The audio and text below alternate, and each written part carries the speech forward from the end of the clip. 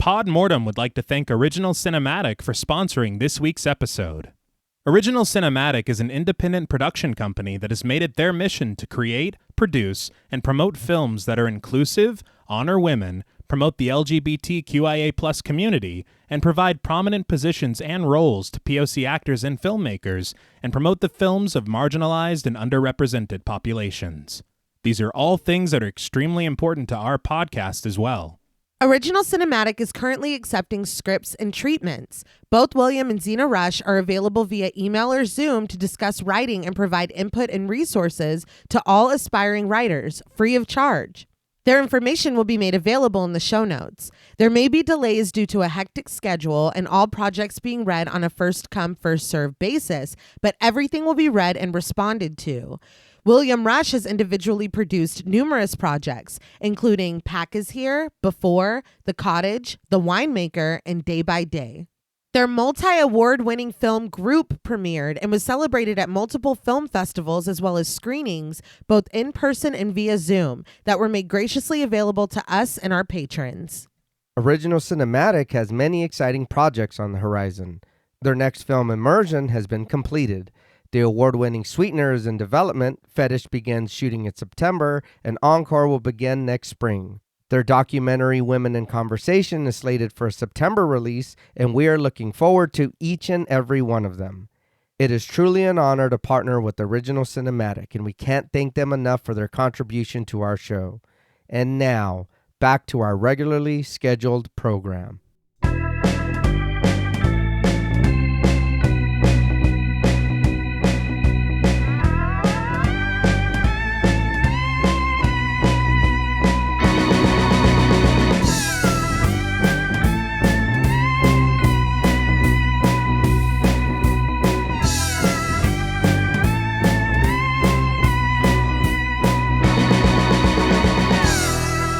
Salutations! Welcome to Pod Mortem. I'm Travis Hunter-Sayapin, joined as always by my co-hosts, my sister and my brother-in-law. Hi, I'm Reneé Hunter-Vasquez. Hi, I'm John Paul Vasquez. This week, we're broadcasting live from aboard the Morning Lady 2, discussing the 1979 horror film, Zombi. This film was directed by Lucio Fulci from a screenplay by Elisa Briganti and an uncredited Dardano Sacchetti. Zombi, also known as Zombie 2, also known as Zombie Flesh Eaters, provides audiences with a unique take on the subgenre, simultaneously hearkening back to its earliest iterations, while also embracing and emulating contemporary classics. With striking cinematography, masterful makeup effects, an unsettling score, and indelibly shocking sequences, this film's controversial content would catapult it to international success, becoming a highly influential staple of Italian horror, spawning several unrelated and unofficial sequels, and cementing its cult status in the nearly 50 years since its release.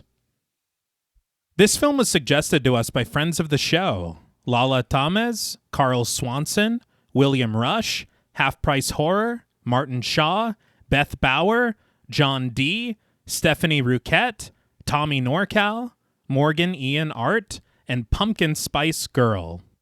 We'd like to thank each and every one of them for their continued support of the show, as well as this suggestion. So, Zombi, what were your first impressions on the film? I had never heard of this before, other than a good friend of the show, Bill Rush. He had told us about it, and he said this was one of his favorite movies. He was very excited about it. Right. So I was interested. I was like, okay, I have to watch it. Now we get the opportunity to kind of, get into it, dip our toes in and kind of see what's going on in the water with this movie. Make sure there's nothing else in the water. Yes. But this was pretty good. It was a fun movie. I think there was times where it felt a little some scenes felt a little longer than they should be. The runtime isn't very long at all, but there are some scenes that felt kind of long for me. Why, I don't know. Maybe it was the pacing of the movie or the way it's something. But it wasn't too bad. I think this was a pretty good zombie movie. It is a zombie movie, right? Yeah, absolutely. Because it's called Zombie. Yeah. Zombie Flesh Eaters. Well, it's called a lot of things. And Zombie 2. Electric Boogaloo. Yes. Yeah, no, I'd never seen this before either. The people that ride for it really ride for it. So I didn't really, again, I don't know what I'm getting myself into, but a specific sequence that I got was still nothing I even could have imagined or guessed would happen. Yeah.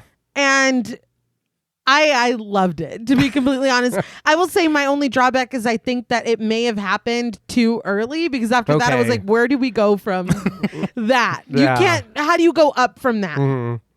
I think that the effects are really fucking cool. Yeah. The practical effects, I mean, obviously it's 79, but they look amazing. They hold up. I think that they more than get the job done. One thing in particular, I was fucking cringing because it looked very real. Like, it looked too good. You know it's not real, but it looked too good. Those are the standout points to me. That one maybe underwater sequence that we'll get to eventually. And the effects, I think, are absolutely incredible. The story and the characters did leave me wanting a little bit. It feels very I mean, like, kind of like you were saying, your typical, it's not really reinventing anything, I think, even in 1979. Yeah. But it delivers on what it's doing. Yeah. It's just not necessarily doing anything new or stand out for me personally, besides the effects, because the one thing except that one part. Yeah. That one thing. Except that one part. I'm referring never seen. I was going to say. specifically to the story. I've never seen that before. I can guarantee this is brand new. That was absolutely new. In 79? No, Yes. Not to echo what you both already said, I had always heard of this film, and I know that the thing that I knew it from the most was the poster. Okay. Because I have seen that poster so many times. I honestly think that I even saw it when we were kids at the video store in Germany. And it kind of always stuck with me because that visual is really grisly, and it looks really cool, and it is a showcase of how cool the makeup effects are in this film. Yeah. But it wasn't until, and for me being such a massive fan of Italian horror, I have never seen a film, I don't believe, by Lucio Fulci. Yeah. I've never seen this film for sure. Right. And so it was this brand new experience, brand new including what we're going to get to later. But it was Bill who had really championed it. Yeah. And he did mention that part as a selling point, and it absolutely was a selling point. Yeah. Because I was like, I think I might have heard you wrong. Yeah. Yeah. But no, he was absolutely correct. It is something that sticks with you. Lala had asked me to. She was like, "Did you watch it yet?" And I said, "Yeah." She was like, "So?" I was like, You're like, yes. Yeah. Yes. But I think that this has like a lot of the things that pull me towards Italian horror. There are really, really beautiful moments of cinematography. There is this really interesting mystery at the heart of this film that I feel kind of is, you know, not necessarily explored as much as it should be. Yeah. But I do like this idea of people getting together to go on a journey to solve something. And then it being this monstrous thing that they encounter. yeah. And just the level of artistry when it comes to the makeup.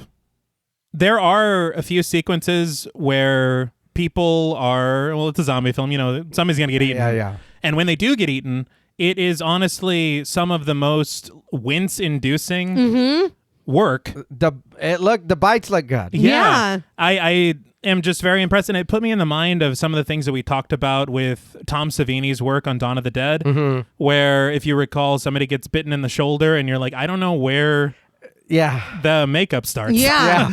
You know? And so watching this, you can see how the reaction to it in the late 70s might have been so extreme, because this is something where the level of violence is very graphic. Right. There are only really a few scenes of this zombie violence, but every moment of it counts. Yeah. And again, with Italian horror, the music is fantastic. It's there. It's going. I was like, damn. I liked it a lot. No, but it's you notice that it's going on in the background. Yeah. And there's this thing, when it comes to this film, I feel like there are a lot of things that are brought up as far as topics, whether historical or culturally. Mm-hmm. And I feel like they are there as this thing to kind of, as I said in my intro, harken back to the beginnings of this zombie subgenre in a way that pays the proper respect to its origins. Okay. But I don't really think that they delve into these elements in any kind of way that would elicit any form of social commentary. I Right. agree. So I think that it is ripe for maybe contemporary readings of the film, because there is a lot of stuff that you could talk about colonialism, Yeah. imperialism, different things, different dynamics of different cultures, science and religion, all these things. But I feel like in this film, they're just kind of there, which isn't a bad thing, because I think that the main intent of this film is to just kind of have fun with it. Right. Yeah. But I don't know. I think after watching it, I watched it 3 times for the show. Okay. And each time I watched it, I think I came away with it with even more appreciation. Mm-hmm. I think that I'm at the point that I do think that I love this movie, even with its faults, Okay. because there are faults. Yeah. I think that, like Nay had said, the characters are just kind of useless. They're Yeah. pretty flat. Yeah. The narrative feels almost like it disappears. It does. They're like, we're doing something else. Yeah. No, yeah. We changed our mind. Yeah, for sure. Yeah. But it's one of those things where it's like everything else around it holds it together. Okay. Right. Okay. And so I do understand the cult around this film, because there absolutely is a cult around this film. Yeah. And it's one that I will definitely return to. And I would even rank it as one of probably my favorite zombie films, whether that's top 5 or top 10, I'm not sure. Okay. But before we get into our discussion of this film, I would like to talk about how it came to be. And before I do, I would like to acknowledge a list of sources that I used in the construction of this outline and that I'll be referencing throughout the episode. Okay. That includes a commentary track with film historian Troy Howarth, an article in Fangoria, and a series of featurettes. Okay. Zombie Wasteland, Flesh Eaters on Film with producer Fabrizio De Angelis, Dead Time Stories with screenwriters Dardano Sacchetti and Elisa Briganti, World of the Dead with cinematographer Sergio Salvati and production designer Walter Patriarca, and When the Earth Spits Out the Dead with author Stephen Thrower. What cool names. All of I them. know. That was great. So, in some horror circles, on the basis of its original title, which we will get into in just a little bit, this film has kind of a reputation of either being a ripoff, an unofficial sequel, or according to one critic, an unofficial prequel to George A. Romero's 1978 classic, Dawn of the Dead. And while there are definitely some facts to point to that could lead you to believe such a thing, through my research, and especially after watching the film, I don't necessarily think that's the case. Okay. But let's get into it. So the birth of Zombi begins in July of 1978, which is a full month before the release of Romero's film in Italy. Oh. This is when screenwriter Dardano Sacchetti is contacted by film producer Gianfranco Cuyumgian. And we have mentioned Dardano Sacchetti a few times on the show. Definitely. I remember that name. Yeah, I think he co-wrote Demons, Okay. which I know Hell you yeah. Yeah. All right. we all love very much. And he also worked with Mario Bava, too. Okay. Okay.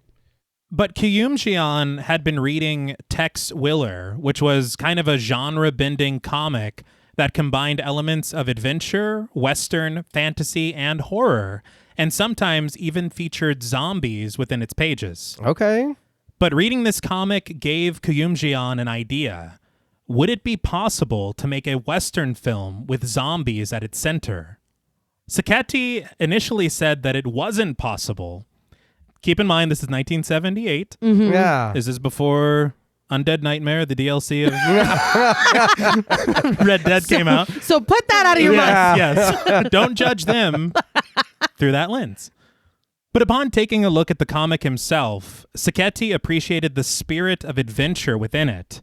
And having adeptness at mixing genres himself in the past, he decided to take a crack at it and see what he could come up with as far as the story was concerned. And I will say there are moments in this film, the way that they're shot, that do feel like a Western. Yeah. So I think that maybe some of that stayed no matter how much changes came to the project. Yeah. But his initial spec script was called Nightmare Island, and it encompassed what he called the most classic adventure scenario. It involved the sea, journeying to lost islands, and it took a lot of inspiration from Robinson Crusoe and the island of Dr. Moreau. Okay. He had this idea, he had said, of a far-off island with a legend attached to it, a story that included a father, a daughter, a suitor, and a mystery waiting to be solved, all while bookending the film in what he called the most hectic and chaotic city in the world, New York City. All of these things stayed. Yeah. Yeah?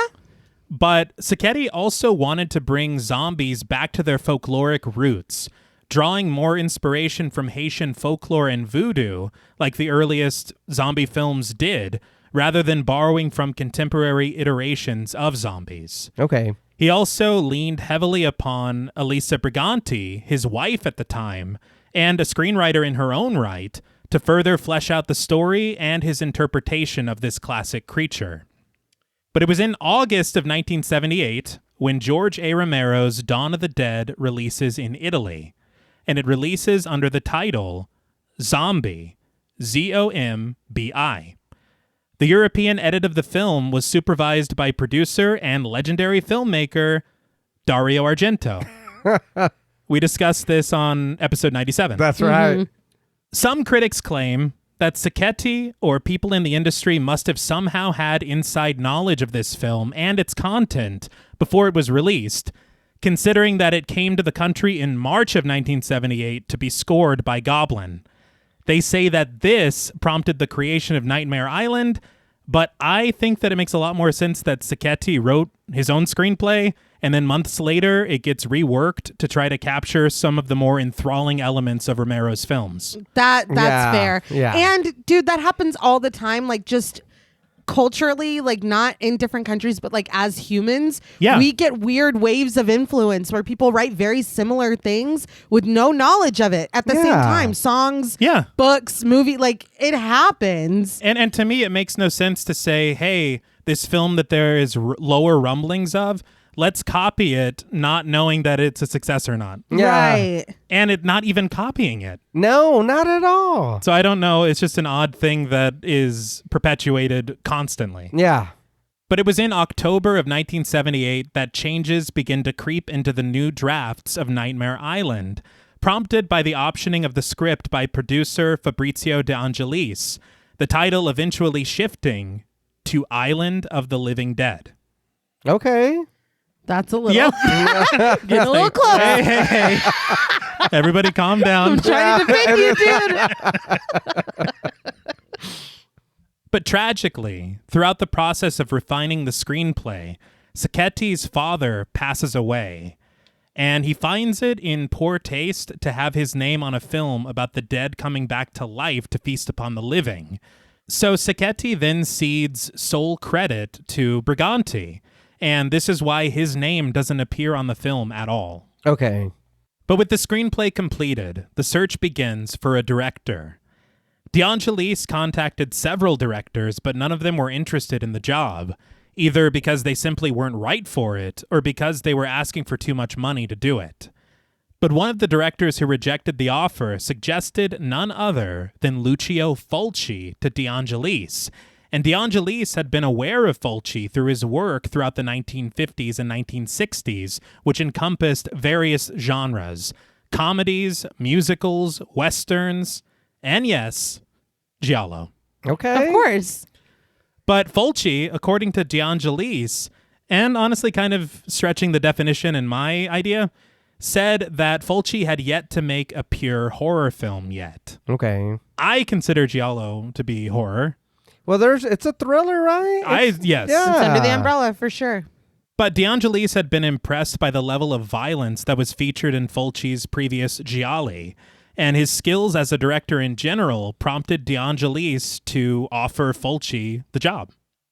De Angelis would also go on to shoot 4 films total with Fulci, something that he said no other producer was able to do because nobody could stand him. Oh, wow. And I think we have some more that we'll talk about later about that. Yeah. Not what I thought you were going to say. Though I will say Sacchetti said, to my surprise, that of all the directors that he worked with that adapted his screenplays into a film, Fulci was the most adept at understanding a screenplay and what to do with it. And again, keep in mind, he worked with Argento, Mario Bava, Lamberto Bava, so many people. Yeah. So that really surprised me. And personally, I don't know a lot about Lucio Fulci. He's kind of a blind spot for me when it comes to Italian horror. And all I hear is how fantastic his films are. Right. But all I heard on these featurettes was that he is a dick. Oh, man. Or was a dick. I'm sorry to speak ill of the dead. Yeah. Here we are. Yep. Yeah.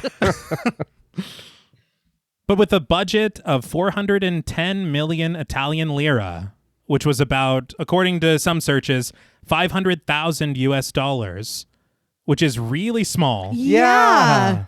The film enters production in April of 1979. This lasts about 6 weeks, and they film in New York City, Santo Domingo, and Italy, and the production would conclude in May. I was very surprised to learn of this budget. Yeah. Because I feel like the value of what we get on screen seems way larger. For sure, yeah. And in a lightning fast turnaround, post-production of the film would be completed in time for a release in August 1979. So just a matter of a couple of months. Yeah. But it was the decision of De Angelis to change the title of the film in hopes that they could ride the coattails of the Italian-released Zombi, Z-O-M-B-I. Yeah. A practice that wasn't uncommon at the time or in the decades that followed. There was something that I saw, it was in the filmography of one of the actors in this film. They were featured in a film called Terminator 2 in 1989, and it, of course, has no relation to Terminator. Come on, man. So it's just a common thing that would happen at the time, and they decided to take advantage of it. Blair's Witch, not Blair Witch. Right. No, it's just straight up Blair Witch 2. Yeah. Like, no, we don't care. Yeah, we don't give a shit. But that's the problem. That's why Absolutely. you're being called a ripoff. Yeah. Even if you're not. Like, that's playing Yeah, dirty. that's Like, dude, wild. that's kind of shitty to do. It is. And Fulci and many other creatives on the team were not in favor of this. I would hope Yeah. not. But De Angelis saw it as a way to increase its marketability if they could tie it to an already proven success in Italy. And so they did christen the film Zombie 2, despite it being unconnected to the film that in title alone would be perceived as its predecessor. So I don't understand I understand from a monetary outlook. Yeah. The tactic, but it's like, okay, is it hubris that you're like, oh no, this film is so good that once people watch it, they're not going to care? Or is it just like, well, I don't give a fuck. We have their money. Like, I don't care if they liked it or not. Like, what is the thought process here? Probably that one. That's Yeah. crazy. Yeah. Because when you think about it, wouldn't you be pissed off if you think you're going to see a sequel Yes. Yeah. to a film that you loved? Yeah. And you're like, this has fucking nothing to do with it. Yeah. No. How do you sleep at night? On a pile of cash. Interestingly, some sources say that Dario Argento sued the production in order to keep them from using this title, as he thought, correctly, that it might be misleading. Yeah. But the courts decided that the word zombie wasn't something that could be owned. I think it's the two. Yeah. That's the big part. Yeah, The problem is the two. And the other thing I will say, so in this research, some historians detail this case saying that it absolutely happened. Yeah. Other sources never mention it or discuss it at all. But De Angelis himself said that he was sued by Argento and almost discussed it like a badge of honor that they won. And I was like, I don't know you outside of this interview, but I'm not liking what I'm seeing. Yeah. That like we were allowed to use it. Yeah. Yeah. So everybody shut up. Yeah. Go see Zombie 2. That's gross, man. But Zombie 2 proved to be incredibly successful in Italy. And it only grew in popularity once it reached the international market under different titles. Zombie Flesh Eaters would be classified as a video nasty in the UK, which would result in it being banned for a little while, which of course only increased the public's interest to finally see it when it was released. Yeah. It's so counterproductive. Yeah, it's like, oh, why is that rated that way? I gotta Exactly. see it. Yeah. And when it hit theaters in the United States, it was released nationwide as Zombie. Not under the name Dusk of the Dead. No, yeah. So it was released, and it did release in the top 10 at the box office. Okay. Against some pretty stiff competition. But they did subtly tease at it being related to Dawn of the Dead. Some of the marketing materials would read, if you loved Dawn of the Dead, Oh my God. you'll just eat up Zombie. Come on. But in Fangoria, the producer of Dawn of the Dead, Richard Rubinstein, basically said that if American distributors had tried to do what Italian producers did with their title, he would sue the shit out of them. Of course. Oh, yeah. And so it's just Zombie. But in a bit of irony, the success of Zombie or Zombie 2 or Zombie Flesh Eaters would inspire distributors in various countries across the world to re-release films unrelated with titles that might make viewers think that they were a part of this franchise. Come on, man. It's like it all comes around. Yeah. But whatever you want to call it, Zombie helped to define a new era in Italian horror, and its influence is still felt internationally as it continues to infect the subgenre to this very day. Very Yeah, good. Zombiever. There you go. Yes, yes. It's right there. It's related. Yeah. Now, before we devour the flesh of this film, we would like to issue a warning for spoilers. Pod Mortem is a very in-depth podcast, and in thoroughly discussing horror films, we have no choice but to spoil a thing or two. If you don't wish to be spoiled, please go watch the film, then come back and enjoy the show. If you've already seen the film or don't care about spoilers, let's rise from our graves. So the film begins with plodding percussion in the score, as through the shadows stretches the hand of an unknown man clutching a revolver. He slowly arcs the firearm to aim down Lynn's, the low light of the setting sun cast through the open door behind him, glinting off the metal of the gun's barrel. We soon see what his sights are set on, as right in front of him, in a bed against the far wall of the shack, rises a figure wrapped raggedly in a white sheet and restrained with a length of rope. Without a word or a moment of hesitation, the man pulls the trigger, firing a bullet right through the center of the figure's face, blood spattering to imbrue its pristine covering. We press in sharply on this fresh wound, a flayed strip of flesh hanging loosely from the tattered crimson-coated cloth. And with the deed done, the man lowers his revolver, the camera pulling back to find him silhouetted against the sunlight as he declares to an unseen colleague, "The boat can leave now. Tell the crew." We dip to black, and with percussion now pulsing like a heartbeat and an ominous organ oscillating in a mournful dirge, we get the title of the film in white. Zombie. I thought this was a fucking cool place to start. Yeah, straight to the point. Yes, we're being thrown right in it. Mm-hmm. And it is really effective because you have no idea even who this man is. No.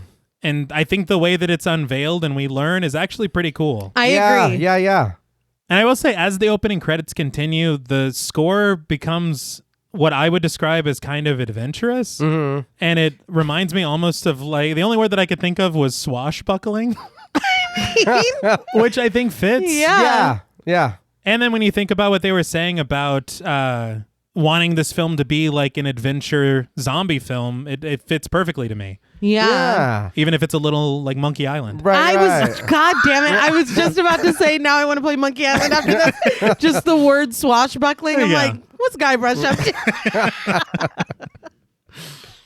I will say the composer of this film was a guy called Fabio Frizzi. And like we talk about a lot with Argento and Goblin, Frizzi is basically Fulci's Goblin. Oh, okay. And he worked on so many films with him. Mm-hmm. And I saw he even does live performances of his scores, much like Goblin does. Yeah. And it's, I think, a show that's called Frizzi to Fulci, and it's the number 2. That's cool. Yeah. Too Fritzy, too Fulci. Yeah. But from this, I would like to catch that. Yeah. But when we return after the opening credits, we're hovering over the water of the East River. The bowsprit of the Morning Lady 2, a sailboat, suddenly carves through the frame and obstructs our view of the distant Manhattan skyline. Its masts knock and sway as the sails catch the morning breeze, the vessel continuing its captainless trek across the river, sailing aimlessly through the water. The Statue of Liberty watches from her granite perch as the ship coasts past her island, and we watch as unopened cans and scattered equipment roll across the deck when the wheel at the helm suddenly whips left. The loud horn of the Staten Island ferry sounds sharply, alerting the unmanned boat of its presence, the massive vessel narrowly missing the much smaller ship as it passes by on its route. But the ship doesn't escape the sight of a passing helicopter up above, with an uncredited pilot sounding over the radio beneath the sound of its rotating blades. Chopper 1 to headquarters. We got a sailboat on a collision course with just about every boat in the harbor. When asked by the dispatcher on the other end, the pilot shares that the ship is just off of Staten Island and that it was almost run down by the ferry. But even more troubling, the pilot reveals that they can't raise anyone on board. And upon learning this, the dispatcher assures the pilot that they'll send out a sailboat to investigate. I kept looking every time we see in the boat. I was like, "Where's somebody? Right. What's in there?" I was like, something. Someone lurking. Yeah. Yeah.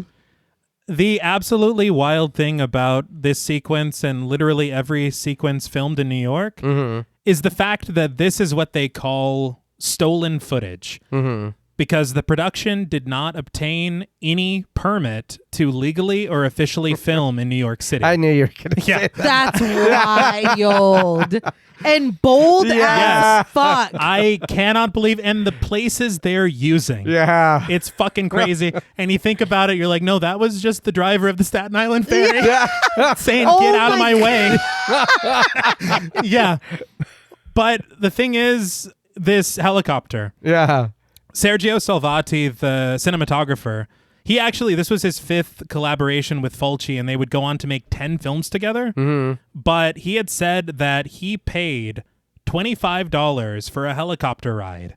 And during his helicopter ride, he filmed this section out of an opened door for the entirety of the scene.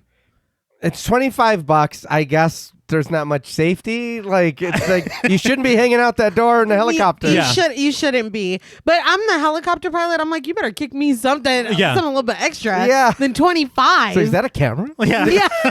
This is just for personal use. Yeah. Are you filming a movie right now? No. It's like, that camera's huge. I want a credit. I want some kind of credit. Put me in the thank yous or something. And it was mentioned on commentary, and I do agree, but these stolen shots like this, they do add a level of scope and grandiosity to the film that its budget, you're like, that doesn't make any sense. And then you're like, oh, wait, no, it does. Definitely. Yeah. That's so true. But in a matter of moments, a police boat surges through the river beneath the Brooklyn Bridge and right for the drifting vessel.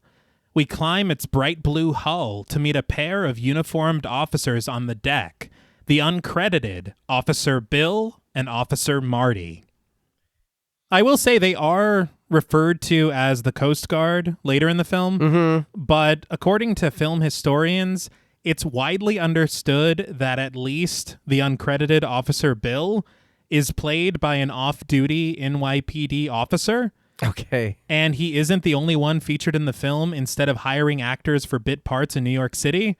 And I also wondered if this is kind of what helped them circumvent doing the necessary permit requirement. Because they're not actors. Right. But I mean, also, they're like, well, if you let us in on the film, then maybe we won't bust you. Oh, that's the fact that he's a cop. Yeah. Because there's several cops in this film that are just real cops. That's fucking hilarious. That's very funny. But Marty points out the boat across the water to his colleague, Bill eager to take a look once they reach it. We watch as the helicopter arcs by overhead, its pilot alerting the dispatcher to the arrival of the police, and we pan across the river from a nearby dock as Marty reaches for a bullhorn. He calls out to the potential occupants, the Coast Guard flag whipping between him and his partner as he announces, "Ahoy there!" He introduces the both of them as Harbor Patrol and asks if there's anyone on board. But peering closer and discovering that there's no one at the helm, a perplexed Marty tells Bill that he thinks that the boat might be abandoned. Bill snags his binoculars, tracing the deck of the Morning Lady 2 through the circular lenses, confirming Marty's findings, but he supposes that the only question that he has is why. Bill suddenly changes his tune from puzzlement to one of opportunism, realizing that if the boat is empty, they both stand to make a nice little bonus for bringing her in. Marty responds eagerly, calling down to the captain's cabin to bring the police vessel alongside the sailboat. Maybe I just watched too many horror movies. But wouldn't the thought come to your mind that something might be wrong?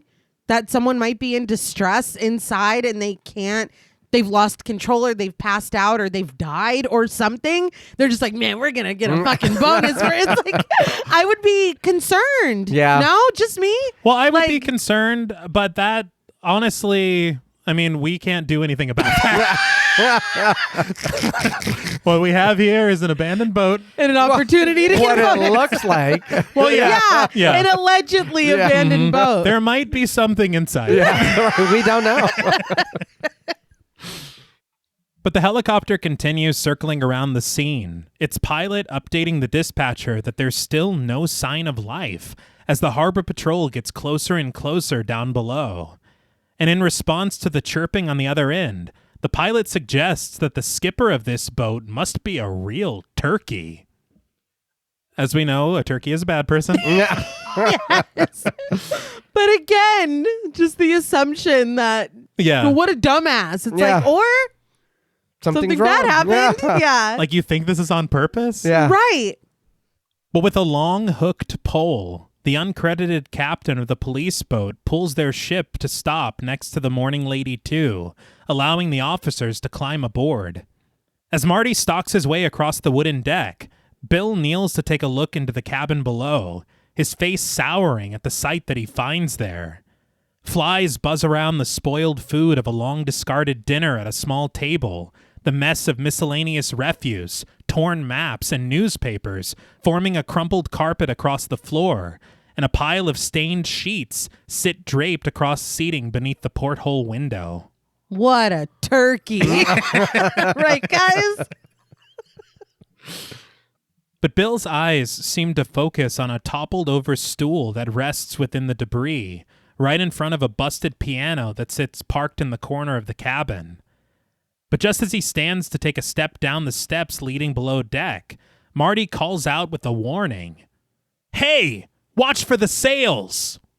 Now upright, Bill finds himself wrapped in the flowing fabric falling from the mast above him.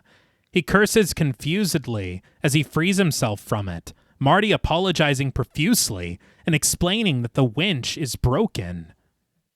Bill reemerges, rattled and red-faced as he fixes his crooked cap, suggesting that he'll fix the sail and directing Marty to go below deck and look around. Marty accepts the assignment, swapping places with his colleague and descending the small staircase into the cabin. But once he enters the cabin, Marty stops dead in his tracks, his eyes panning across the atrocious surroundings, its stench wafting upward and inspiring a wince from him. The score warbles as we suddenly press in on the piano, a mass of wriggling worms adorning the keys, their squelching overtaking the soundtrack, much to Marty's chagrin. And if you like worms, man, got something real cool for you later. But Marty retreats over to the bench beneath the window, reaching into a stack of sheets until something falls loose from the linen and onto the floor. A severed hand, with patches of skin and muscle missing, torn right from the bone. Now you've got a lawsuit on your hands. He's like, dude, we just throw this hand out of here and then we got a The bonus. Marty grimaces, but before he can make sense of his finding, the door at the far end of the cabin bursts open, a pair of dramatic zooms revealing the ravenous and rather rotund boat zombie, played by Captain Haggerty. In one of the featurettes, they said that he only got into acting, Captain Haggerty. They called him Arthur, but I'm not sure. That he only got into acting because he was a dog trainer that provided dogs for productions. Oh. And so the actor that was supposed to play this boat zombie bailed at the last second and he stepped in. Okay. That's wild. Yeah. It makes me think of Zodiac where he's like, that's Captain Haggerty. Nobody calls me Arthur. But with a growl, the zombie crashes through what's left of the barrier between him and Marty, charging for the officer and wrestling him to the ground. The score screeches as Marty lies fearful beneath the weight of his attacker, the boat zombie's lifeless eyes staring down at him. And in Marty's small struggle, he tears a strip of rotten flesh free from the zombie's arm.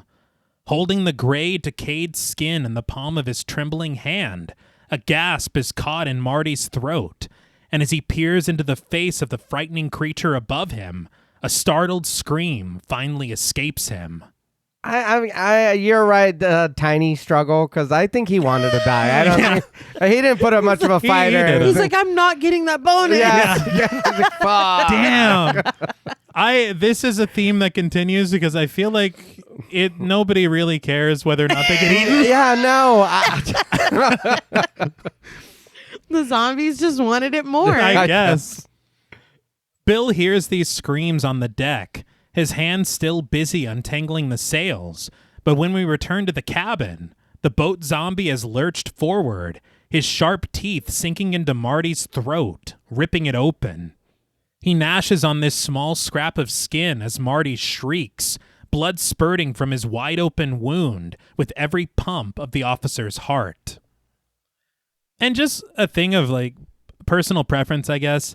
A lot of people really criticize the color of blood in Italian horror films. Mm-hmm. I love it. I thought it's fine. Yeah. Yeah, it's very, like, stylized. Yeah. Or, like, stylistic. Yeah. It's very bright red, maybe. Mm-hmm. And some people think it's too bright, but I think it's fantastic. It's fine. It's a zombie movie. What do you like? And honestly, if you're watching this, you're like, blood's too bright. Yeah, this is so unrealistic. But this is kind of what we were talking about in the intro. Mm-hmm. These bites. Yeah. And this one being the first one that we see, the way that the flesh tears, it is fantastic. Yeah. And it looks so, it makes you wince and you feel almost like you're seeing something that you shouldn't. Yeah. But the monster then reaches his feet, marching up the stairs to ascend the deck. And once Bill catches sight of him, he unholsters his service weapon, aiming it outward and warning the zombie not to move. But the zombie continues onward, his dingy and tattered clothing rippling in the wind, his pale and flaky face stained in Marty's bright red blood as he creeps closer and closer to the cowering Bill. With a little more urgency, Bill cautions the creature. "One more step and I'm gonna blast you! Freeze right where you are!" But when the zombie's insatiable hunger drives him forward still, Bill is left with no choice but to follow through with his threat, opening fire. He blasts the beast through the chest again and again, 6 rounds spent by the time the creature crashes over the side of the vessel to splash into the river. The camera rises above his sinking body to rest at the city's skyline, a foreboding flourish overtaking the score. That kind of sucks because he has no idea what just fell in the water. No. And then watching it, I'm just like, okay, let's see what happens next. Mm-hmm. Yeah. Because it's not like it's in a creek off in the fucking country. Uh-huh. We're in New York. Yeah. Like, what is going to happen? It's like you feel like you just vanquished a threat, Right. but Yeah. plot twist.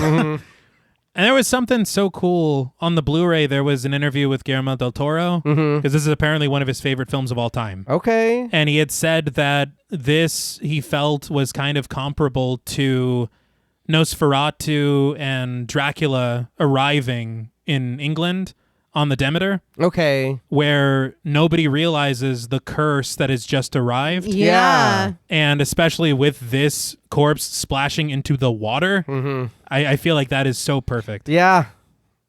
But elsewhere in the city, we pan across a bustling newsroom to settle at the window of the editor's office. The news editor, played by Lucio Fulci, sits behind his cluttered desk, receiving a tip on the telephone pressed to his ear. Oh yeah? And where did they find this abandoned boat?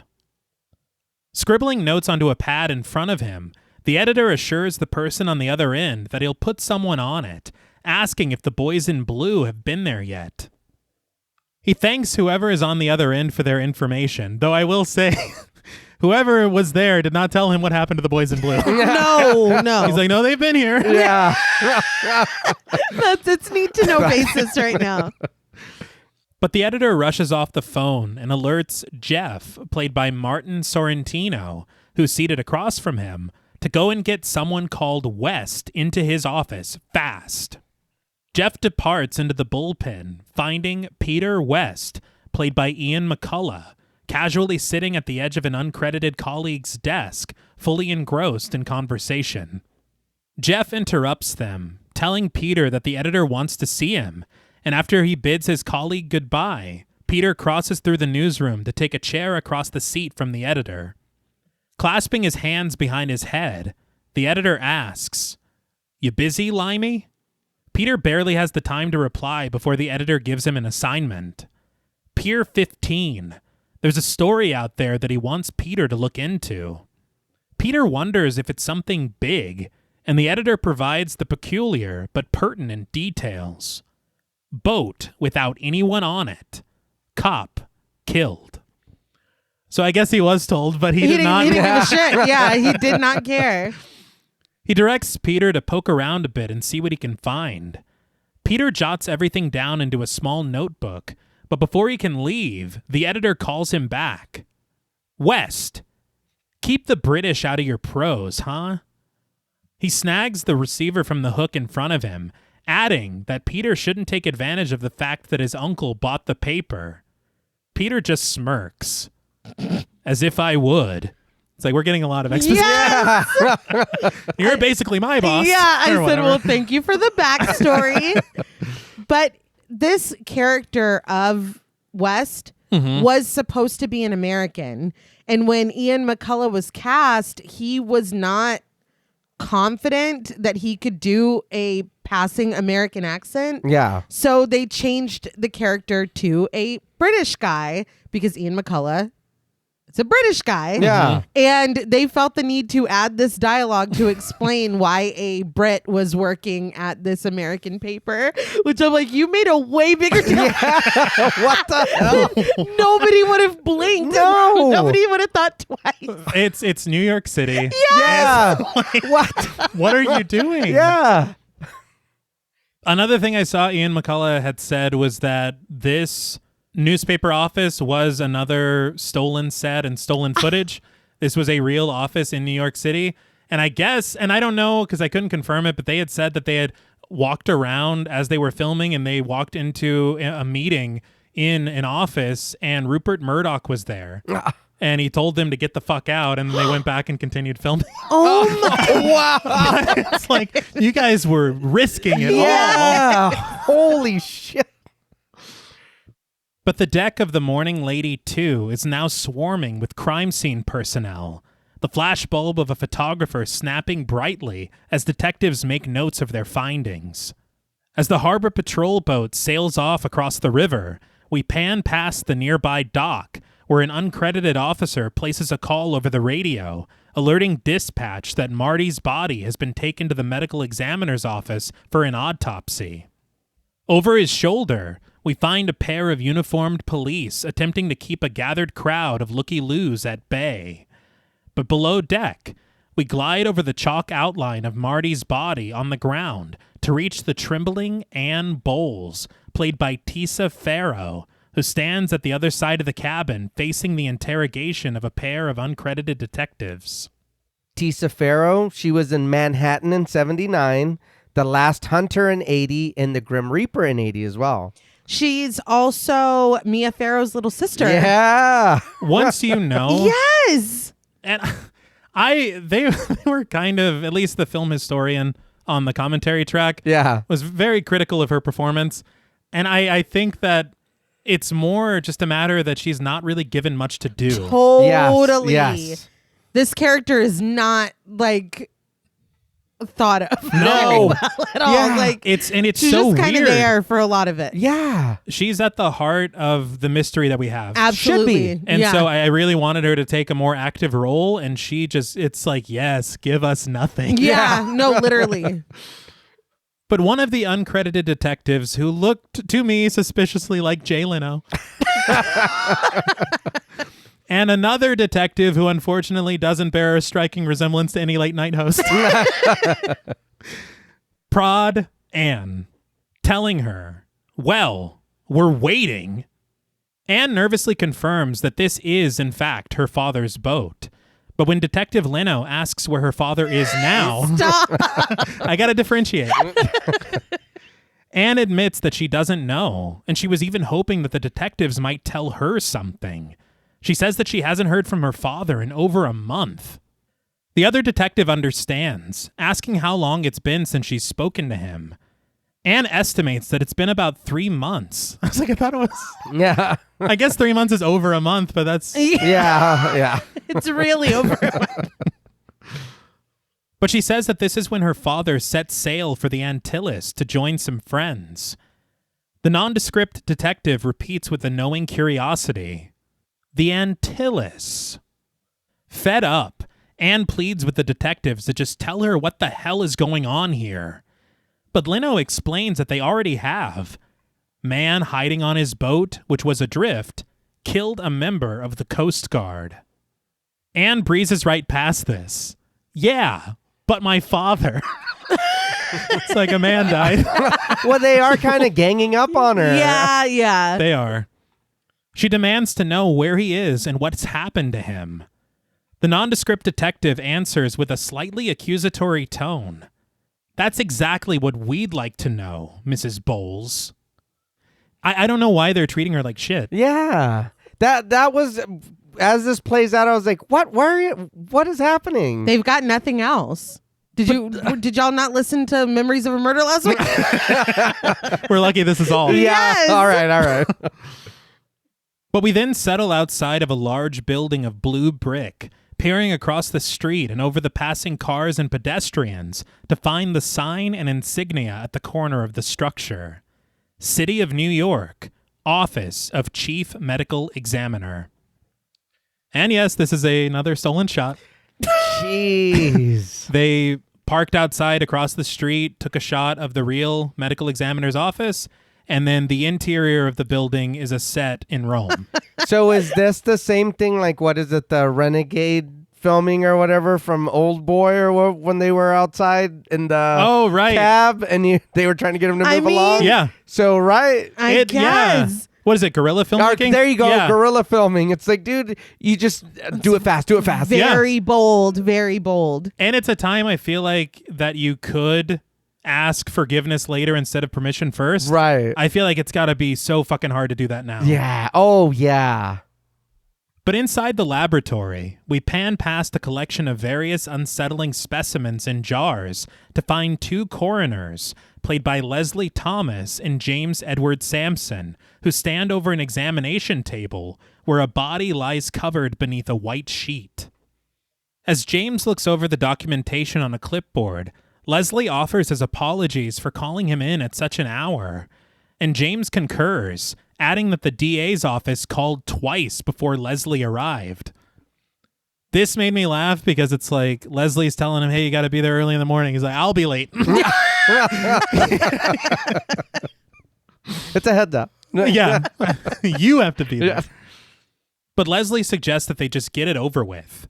He peels the blanket down to the chest of the corpse, revealing Marty's haunted and pallid face, twisted forever in horror. James reaches for his pad, sharing his preliminary notes on the deceased. In his opinion, the death of this poor bastard was caused by a massive hemorrhage due to a large laceration of the jugular.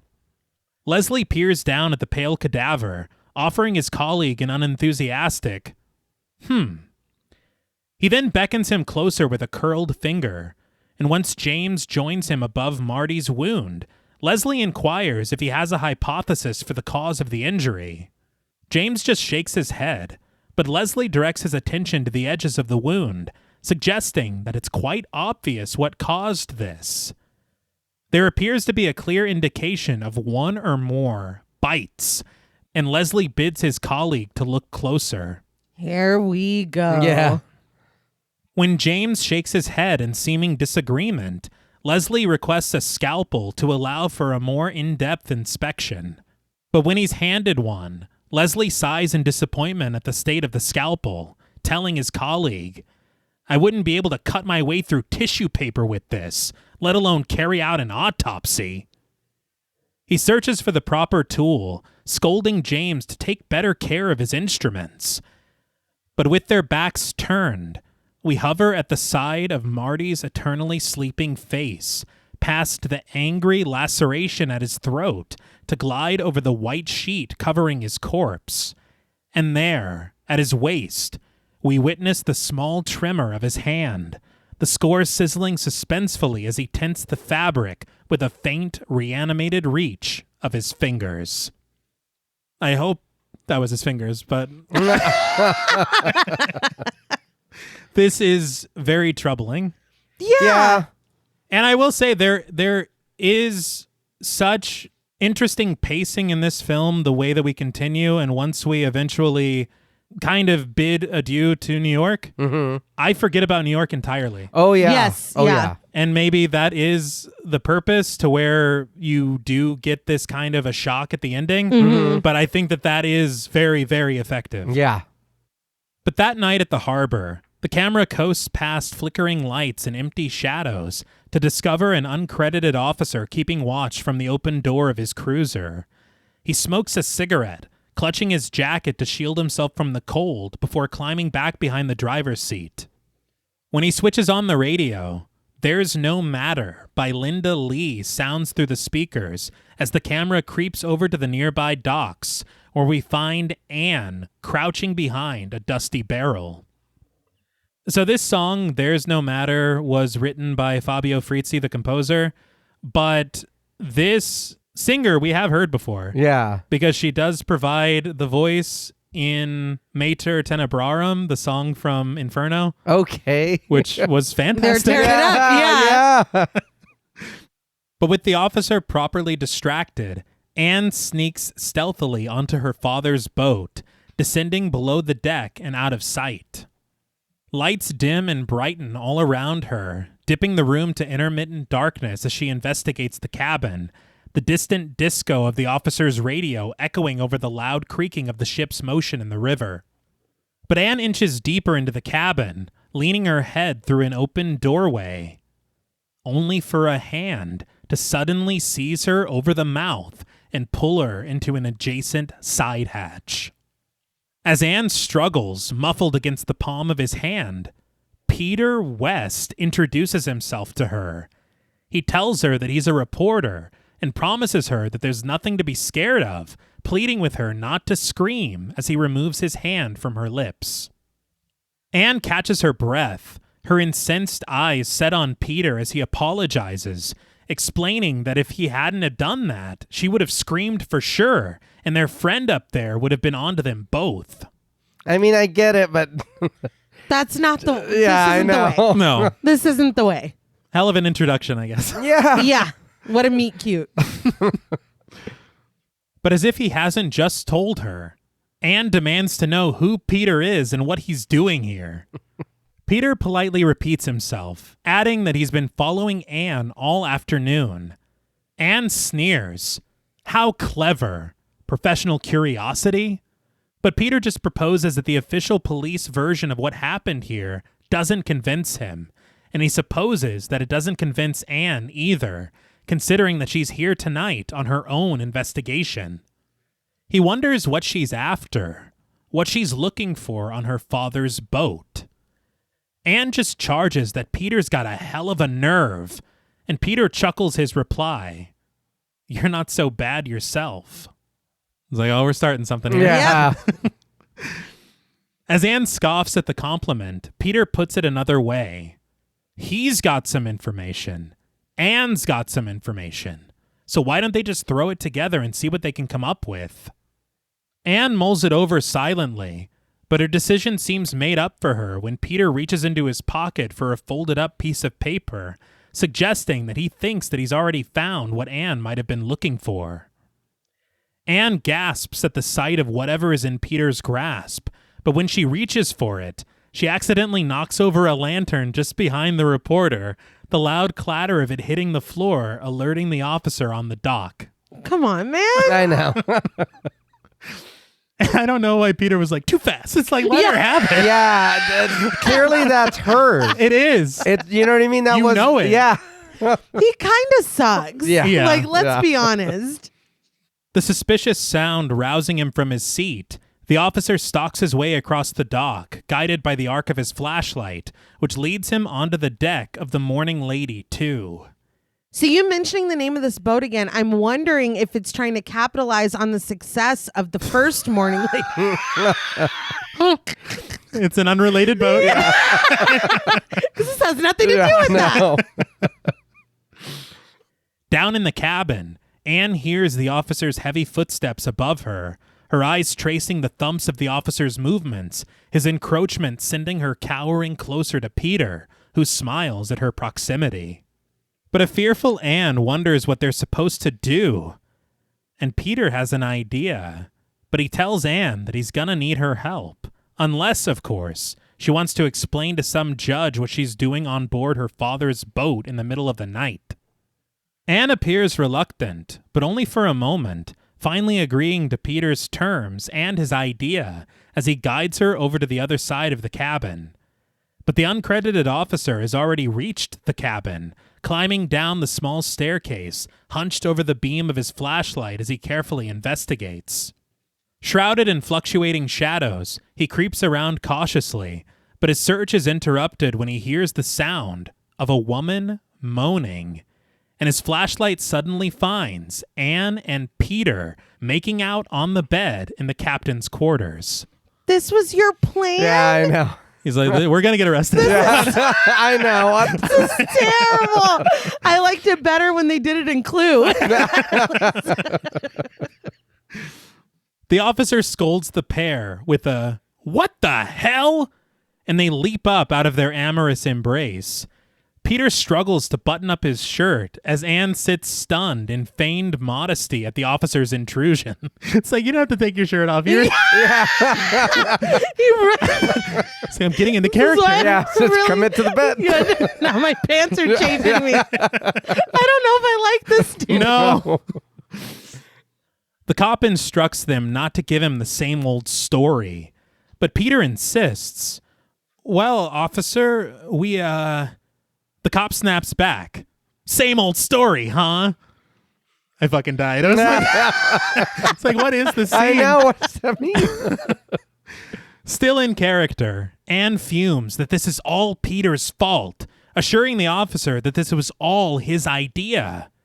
Peter retorts, "Oh, listen to her, Miss Goody Two-Shoes." This is crazy. I know.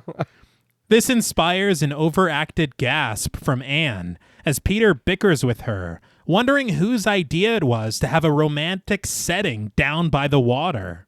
He confides in the officer that he honestly would have settled for an empty boxcar instead. Anne doesn't like the sound of this, though, grumbling, "Not another boxcar." Peter just shrugs, explaining to the officer that she takes after her mother. They're both bananas. Dude, I feel like we're yes-anding each other. Yeah. Way too much. It's like, where else we fuck? Dude, boxcar, do your boxcar. This isn't a fucking improv class. Just end it. And I hate your fucking mother. Hey. They fell right into it. Yeah. What is happening? But just before the argument about Anne's mother kicks into full gear, the officer interrupts them yet again, simply ordering them off the boat. Literally, just get out. I can't believe that worked. No. It shouldn't have worked at all. Just before making her exit, Anne leans back, bidding the officer a very cutesy, "Good night, officer," only to be told to get out of his sight. Why are you pushing it? Yes. I know. And it's like, and memorize my face. Yeah. It's like, why? Dude, take the W. I know. She was swept up in it. But in the light of the morning, we find Peter inside of a phone booth with Anne over his shoulder. His editor on the other end. Peter reads what we can presume to be the document that he found while searching the boat. "To my daughter Anne, in case anything should happen to me. Due to my morbid curiosity, I've managed to contract a strange disease, and they're taking care of me as if I was some sort of guinea pig. But I know that I'll never leave this island again, at least not alive. I haven't been a good father, but I've always loved you. One last kiss from Dad." The camera presses in on Anne, who stares unblinking into the distance, despondent beneath the weight of this discovery and her father's words. Peter concludes that the letter is dated 15 September and written from the island of Matul. I feel like no one, not him, nor the police that were like going really hard on her for some reason, nobody is operating under the tact that this is her father. Yeah. Like he's just reading it out like it's anybody. That's a letter from her missing father who had dead people on his abandoned boat to her. Yeah. And he's just like, so what do you make of that? It's like, He's more concerned about getting the tickets paid for their trip. Yeah, no. Like, you guys are all assholes. Yeah. there is not a moment, because he should when he gets off the phone. I'm sorry you had to hear that. Yeah. Anything. Yeah. Especially if you're trying to seemingly Yeah. be Be her, with her. Yeah. Yeah. Or and I thought the same thing because I was like, he really doesn't care. At No. all. At least be like, hey, maybe stand over there. I know you don't want to relive this or hear this again. Let me read this. Give me a second. But yeah, he looks at her too. I think, Yeah. right? He's like, you hear It's this like shit? a horrible Yeah. disease. Yeah. It's like, dude. And the look on her face, this appears to be the first time she's heard it. Yeah. It's like, you didn't let her I read know. it first? Have you been keeping it in your pocket, just fucking yanking it out of her? He's holding it hand? over her head. Yeah. Pushing her forehead. It's like, Jeez. jeez, dude. Crazy. Peter posits to his superior that there has to be some connection that ties all of this together. Anne's father, the disease he mentioned, the boat, and the man who was killed as well. He suddenly spits back, responding to his editor. Well, it's her idea to go. What the hell? I know. He I know. sucks. Is it almost, it had the energy of like bringing your friend to the car to ask if they could hang out with you or whatever. And it's like, my mom won't say no to a stranger for some reason. Yeah, you asked her. Yeah. Just her own child. But the editor's demeanor seems to soften on the other end as Peter confirms that the editor will fix the airline tickets for them. He grins. Thanks. You're beautiful. He promptly hangs up the receiver onto the hook and exits the phone booth. With a comforting hand on Anne's shoulder, the pair share a smile as Peter guides her across the street and over to his vehicle. Come on, babe. I got those tickets. Yeah. Yeah. Thanks. Cool. And we soon find them seated in the red, sunken-in lounge of a terminal at JFK International Airport. I don't even know if this is worth mentioning, just something that I noticed. They're wearing the same clothes, and she went from wearing a skirt 2 seconds ago to wearing pants right now. But everything else is the same, and things like that just make me laugh. There's a few things like that in this film that I think that they just don't expect you to. Yeah. And it's very funny.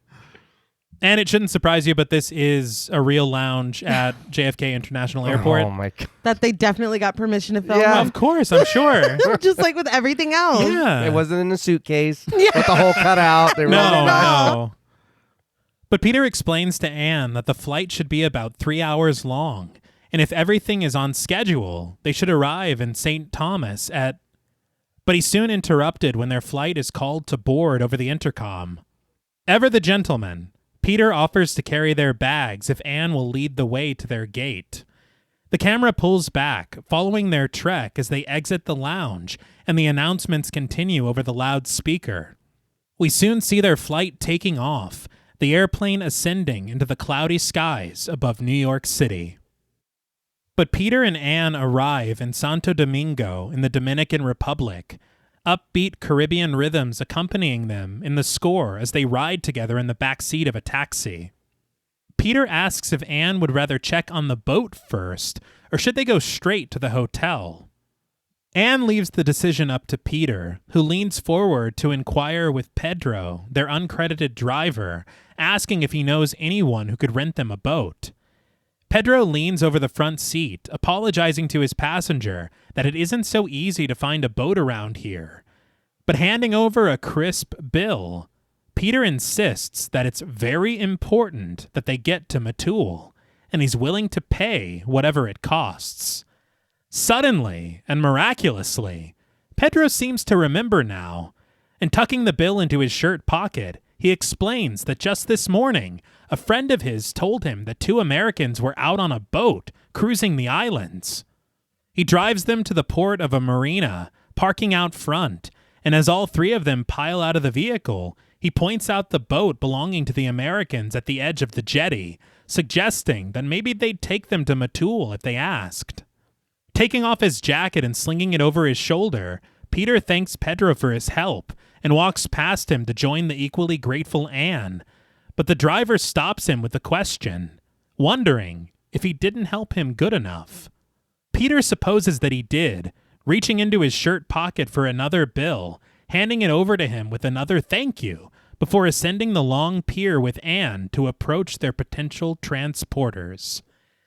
They did say on commentary that this actor who plays Pedro is a local that is not an actor at all. Okay. And they used his car, his actual car, pretending that it was a taxi for the shoot. That's Okay. cool. He did a good job. Yeah, I thought so too. Yeah. And they are in Santo Domingo in the Dominican Republic, Okay. legitimately filming there. Yeah. At least we're supposed to be there. Yeah. Not Yes. like when we Oh were my in God. Jamaica pretending to be somewhere else. We're allowed to be Yes, yes. in the Dominican It's Republic. fine. It's fine. Popcorn was a fever dream. It was so good, though. It was a lot of fun.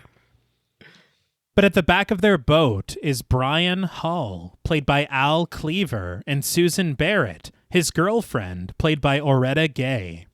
I'm sorry, Hull? Yep. It's giving ferryman. I have a boat. Yeah, I your didn't name even is think Hull? Yeah. That's wild. So, according to several people in the featurettes, and I guess like T was alluding to earlier, by reputation, I know Ian McCullough said explicitly that Fulci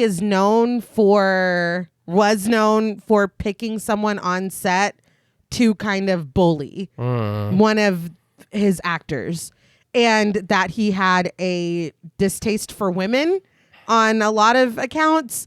Obviously, I was not there. But he said that he was perfectly respectful to him and the other British actors and the men, but that he was very cold and mean to the women, specifically Oretta Gay, that he bullied her a lot, like was cruel to her, mean to her. There's an instance that when she got the part, she claimed to kind of be skilled at doing something that we see her do soon.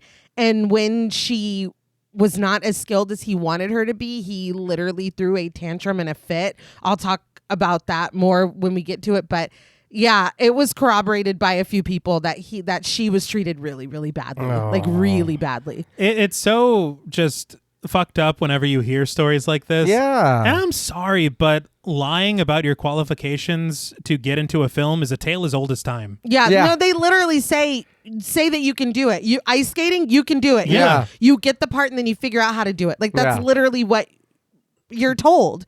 So it's like, and it's like she could do it though. She just wasn't doing it as well as he wanted her to. Right.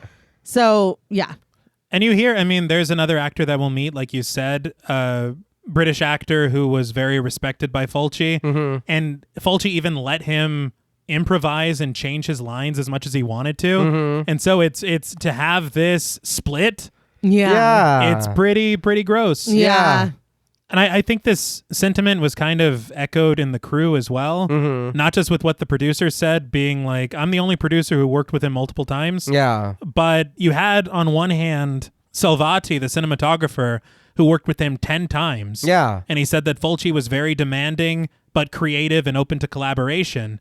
But then you have the production designer, Walter Patriarca, who literally said in his interview, he's like, I'm not going to elaborate about Fulci himself. I'll just say that he was very smart, but it was an intelligent insanity. Ooh. Oh. And so you hear that and you're like, I know exactly what you're saying. Yeah. You know? It's such a fucking bummer how often, like, Yeah. in researching films, we come across shit like this, where it's like, damn, I really love this movie, but I hate hearing that this is what was happening. Right, Or right. I really respect this filmmaker's work. Sucks that it sounds like he was a fucking asshole. You know what I mean? I think that to me is a very important distinction to understand. Yeah. It's possible to be an incredible artist, but a piece of shit. Yeah. Like, that does happen. Yeah. And sure, sometimes you are so much of a piece of shit that it takes away from how good your art is. Right. But I think that there is this very weird conversation that happens sometimes where we can't seem to admit, yeah, he was a good filmmaker, but he also did some shitty shit. Yeah. Just to say that it's not mutually exclusive. Right. Yeah. But Brian hands a large red can over to Susan, telling her that it's filled with extra water and to store it in the galley. Susan smiles, snagging it from him with an "Aye, aye, Captain." But approaching on the port side pier are Peter and Anne, the reporter calling out to the couple and getting their attention. Despite this intrusion from strangers, Brian and Susan greet them warmly, each pair making proper introductions before Brian asks, "You wouldn't be looking for a boat ride?"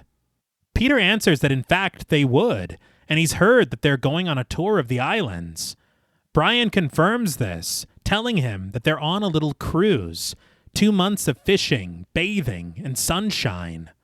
But when Peter explains that they're trying to get to Matul, Brian's warm smile goes cold, and he casts a stare over at Susan, who lowers her eyes after meeting his. That would tell me everything I needed to know. Yeah. Anne takes notice of this, but Peter persists, telling the couple that they're in search of Anne's father and that she hasn't heard from him for some time.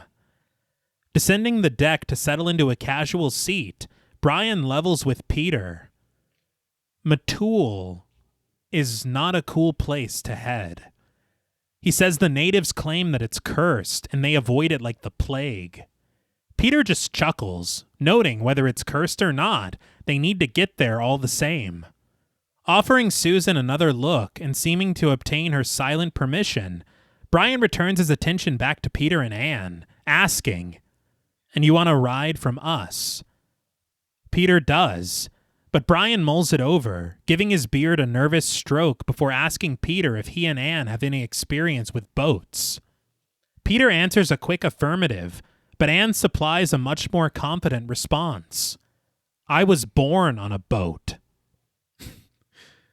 Her behavior does not prove such a thing. Yeah, no. But I guess we got to lie again. It's like, we just got caught fucking on a boat. Does that count? Yeah. Is that We're just keeping up the Yeah, story. yeah. She's like, no, we didn't. It's like, this is just her mother talking out of her mouth. Brian gives one last look to Susan, his girlfriend giving him the go-ahead to officially welcome Peter and Anne aboard their ship. But Brian articulates the terms before he does. They'll have to load more supplies for the voyage, and Peter and Anne are responsible for paying their own share. He extends his hand for Peter to shake it, which he does, sealing the deal and making it official. Brian helps them both onto the deck, but he offers a warning with it. Don't expect him or Susan to go sightseeing once they reach Matul. He says that he's found it never pays to ignore native superstitions. And I'm so glad to hear this. Yeah. Because far too often in horror movies, people treat locals like they know nothing. Yes. It's like, who do you think would know best? I know. So it's and I like Brian a lot. I feel like he is probably the best character, maybe aside from someone we're about to meet Yeah. Right. in the whole film. Mm-hmm. But we arrive on the island of Matul, where we find Dr. David Menard, played by Richard Johnson, placing a frantic call over the radio at his villa. Richard Johnson, he was in The Haunting in 63, Diving in 90, and Tomb Raider in 01. Wow. What? Yeah, I think it was a small part, but Hey, he's got the credit. I want to cover The Haunting so bad. Yeah. Yeah, I've never seen it, but all I know is that it is beloved. Mm-hmm. And I actually made a poster for it. It was an art project that me and Jules did together. And so I was like, I need to see this. Yeah. Okay. Something about Richard Johnson that they had mentioned on commentary was that he was in contention to play James Bond. Really? Yes. Huh. And I can honestly see it. Yeah. I can too. Yeah. And he's the one that I was speaking of earlier that was able to improv and change lines. And it was just a matter of what Fulci realized he was bringing to the production. Right. And I think he does lend an air of gravitas to everything. Okay. I think that he is a really, really good actor. And the last thing I know, one more thing, he did his own dub for this film. Okay. And it's not always the case whenever they do the overdubs in Italian films. Right. Right. Right. But I guess he had some experience as a voice actor as well. All right. But the doctor calls in. Matul, calling Guadalupe 1. Come in, Guadalupe. He says that this is Dr. Menard, and he places the call again, sitting forlornly when his only response through the speaker is static. Shifting nervously in his seat, he attempts the call again, only for the same answer of fuzz to find him. Paula Menard, the doctor's wife, played by Olga Carlatos, appears reflected in the segmented mirror before him, asking if there's still no response. Olga Carlatos. She was in Purple Rain in 84. Wow! Yeah.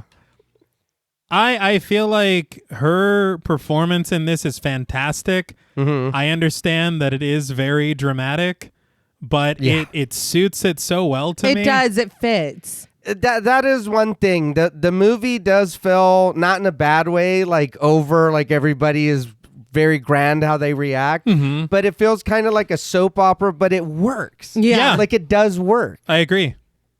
Menard glances over his shoulder, steeling himself for his wife's sake as he removes the headset from his ears before he finally turns to face her. He supposes that it's useless to go on trying the radio, leaving Paula to succinctly surmise. Then we're cut off from the rest of the world. Menard stands from his chair, doubtful at this assessment, supposing, "No, darling, I wouldn't say that." He crosses the din to approach her, standing in front of her as Paula leans closer with stern certainty. She tells him that she wants off this damn island right now. Menard explains that she can't, reaching a soft hand to her cheek, reminding her that the radio isn't working.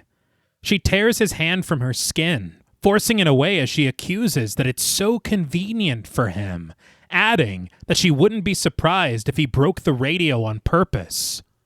Menard lowers his gaze, breaking their eye contact for a moment before setting his sights on his wife again. And once again, he offers his tender touch to the side of her face, suggesting with a smile that Paula is just tired. I understand this is very infuriating. Yes. Yeah. But Paula bats his hand away fiercely, fuming for her husband to go to hell. She storms off, leaving Menard to stand somberly, all alone.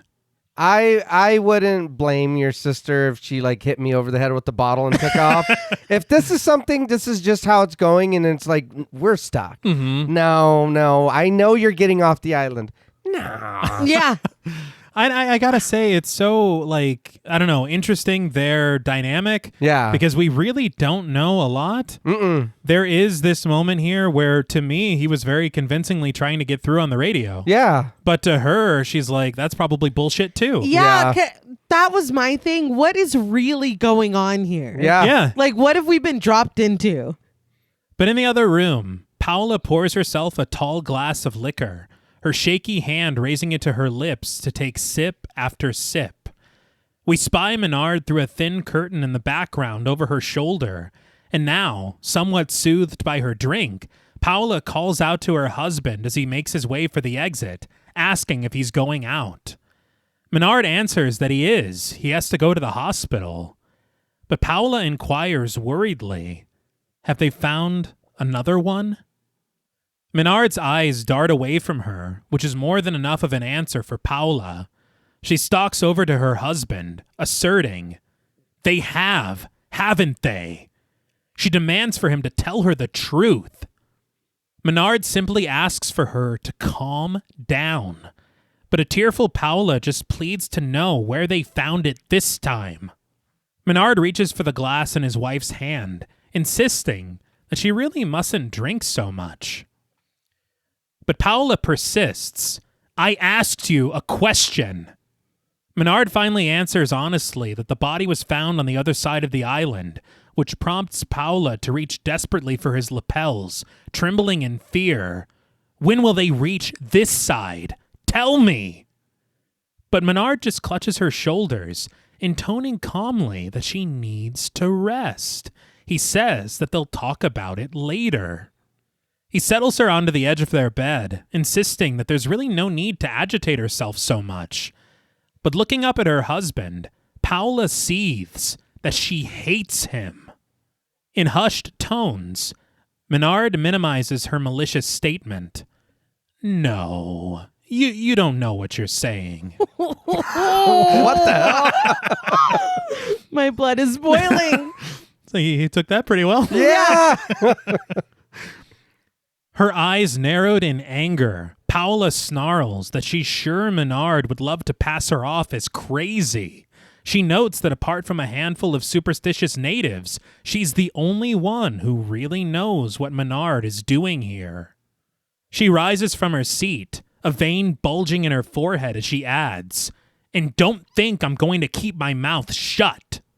She fumes that she's going to tell everyone that Menard is the one who's crazy, demented, cruel, evil. But Paula is silenced when Menard strikes her across the face with a harsh slap. She clutches her cheek, her shock registering in a gasp as Menard makes his way over to the door, reiterating, I'll be at the hospital. Paula can't help but laugh. Hospital? She can't believe that her husband still sees himself as the scientist that he once was, assuring him that he's not, cursing him as no better than one of their witch doctors. Menard shouts for Paula to stop it, attempting to defend his research, only to supply Paula with more ammunition. Research? You call fooling around with superstition and voodoo rites research? But Menard reminds his wife that she knows perfectly well that the research he's doing is very important, and he wouldn't be here if it wasn't. But Paula doesn't give a damn. She doesn't want to stay on this island one more hour, and she fears that Menard won't be happy until she meets one of his zombies. She crumbles to tears as Menard reaches a hand to her shoulder, offering a promise. Now look, as soon as I've understood the phenomenon, we'll leave. But Paula pulls away from her husband, sobbing as her plodding steps carry her back to their bed. She tells him that she doesn't believe him. She doesn't believe anything he says anymore. And Menard just looks her over wordlessly, merely offering a grunt before he wrenches the door open to make his exit. But left all alone at the edge of their bed, we press into Paula's red-rimmed eyes, the abyss within her green irises seeming to stare a hole right through us.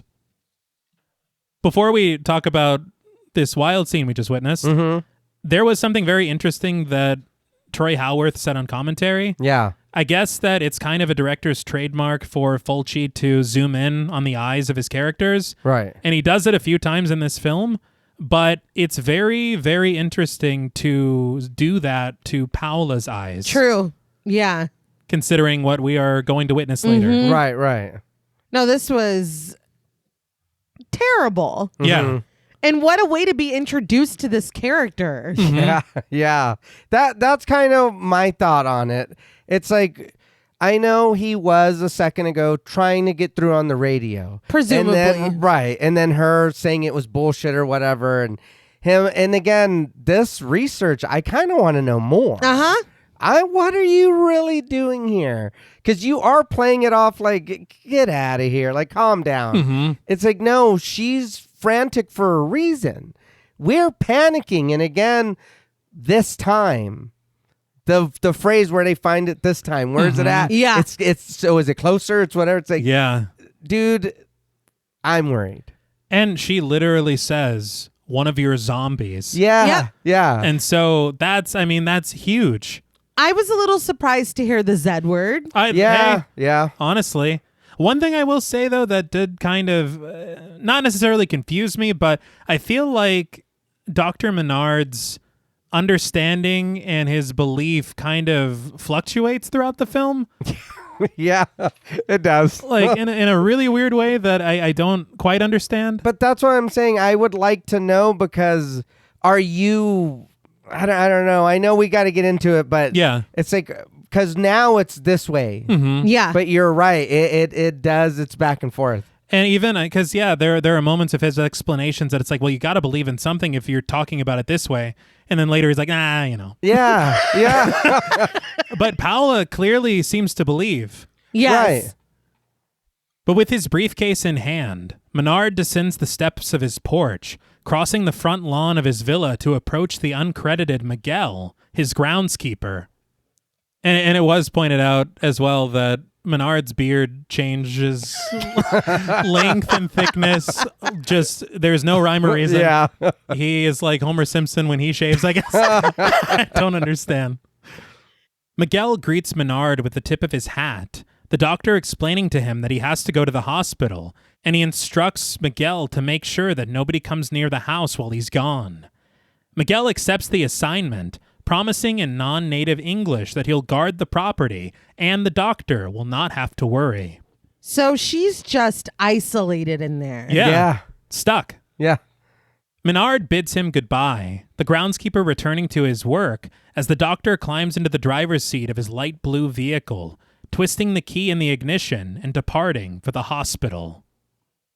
But we return to the marina, where Peter and Anne sit with Brian on the flybridge of his boat, Brian taking the helm as Susan stands below them on the deck, standing eagerly, overlooking the water from the railing of the bow. The camera pulls back as they sail through the open ocean, through clear and crisp waters.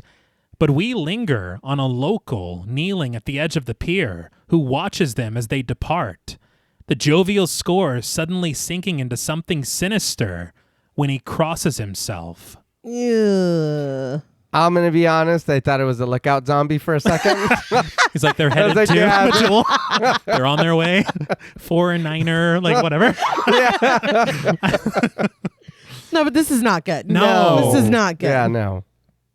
But in his laboratory adjacent to the hospital, Dr. Menard examines a blood sample on a slide through his microscope, discovering organisms imperceptible to the human eye beneath his lens, trembling with vibrant life.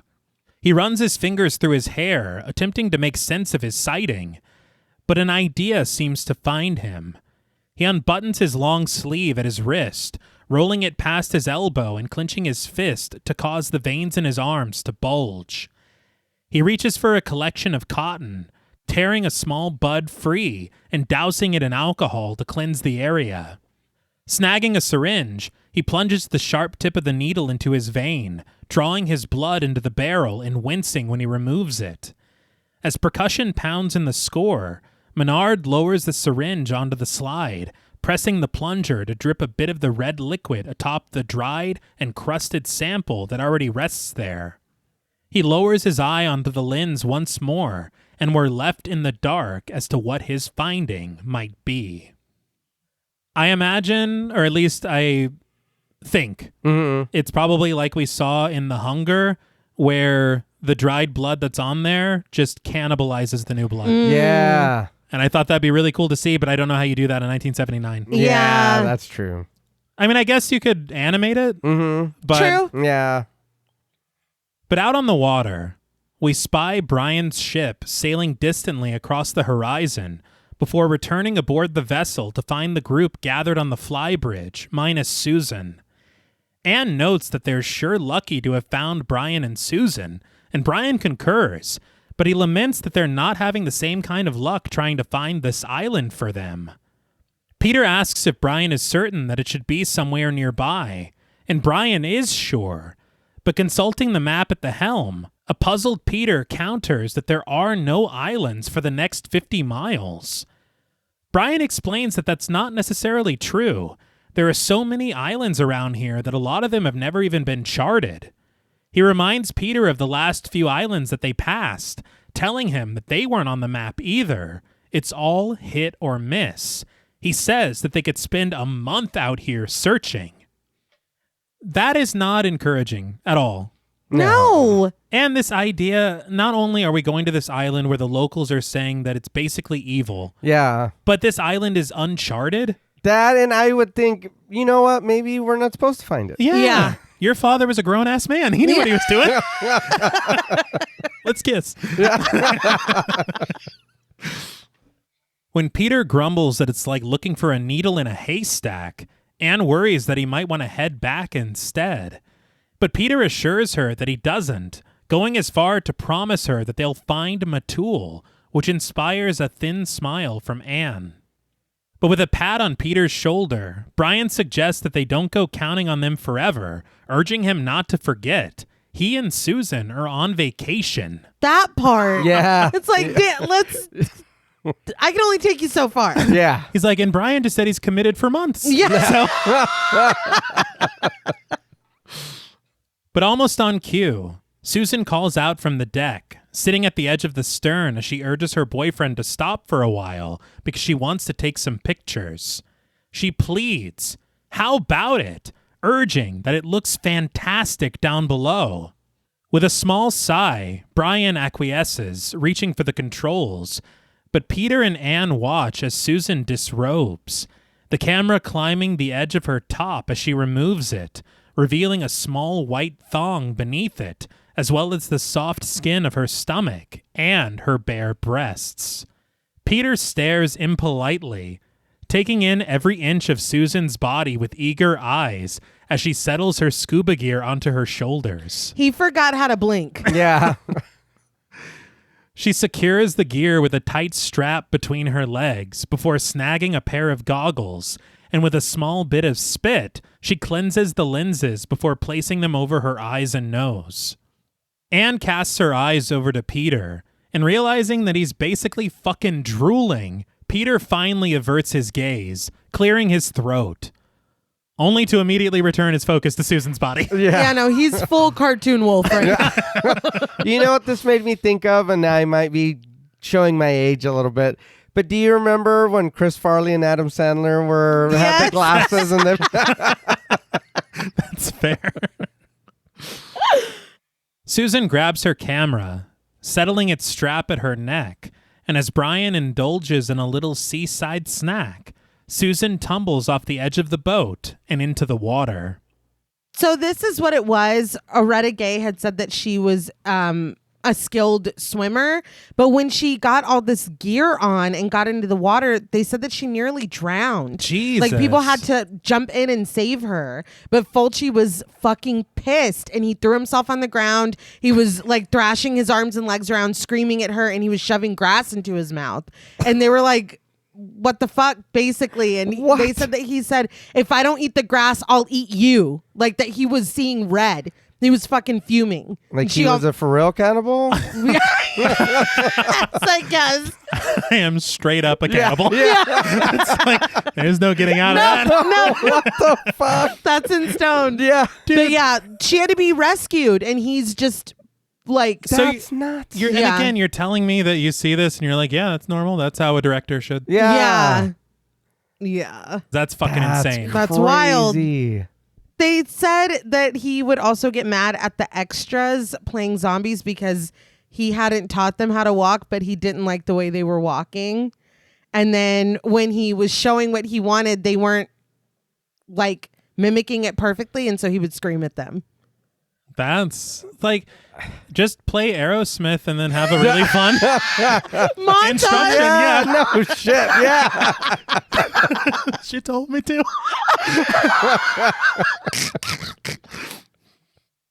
But the score warbles, a wave of notes crashing over us as Susan slips beneath the surface of the ocean, clutching her camera as she descends deeply, coasting past the surrounding coral and swimming fish. Bubbles rise with every breath as Susan takes in the scenery, capturing gorgeous shots through the lens of her camera. But up above, Anne notices something off in the distance. It's an island. Brian confirms her finding, and Peter replies that it could be exactly what they've been searching for, adding, "Who's to say that that isn't Matul?" Anne's eyes widen as she peers into the horizon, hopeful that they're soon to solve the mystery of her missing father. But down below, the situation has grown a bit more tense, as a tiger shark seems to have caught sight of Susan, its tail fin wading through the water as it glides through the ocean to follow the scantily clad photographer. But discovering the predator pursuing her, Susan sinks down lower, seeking sanctuary within the coral as the shark passes by above her. Raspberry light glinting off the metal of her scuba gear, Susan launches upward, ascending to the surface of the water. Was it raspberry? Ooh, that's raspberry. That's what I saw. That's what I said when I saw it. Okay. Woo! Covered that up pretty well. Because I saw it as red. And it is an Italian film. Yes. I think you all know where I'm going with this. Mm-hmm. It's It's a brilliant. giallo.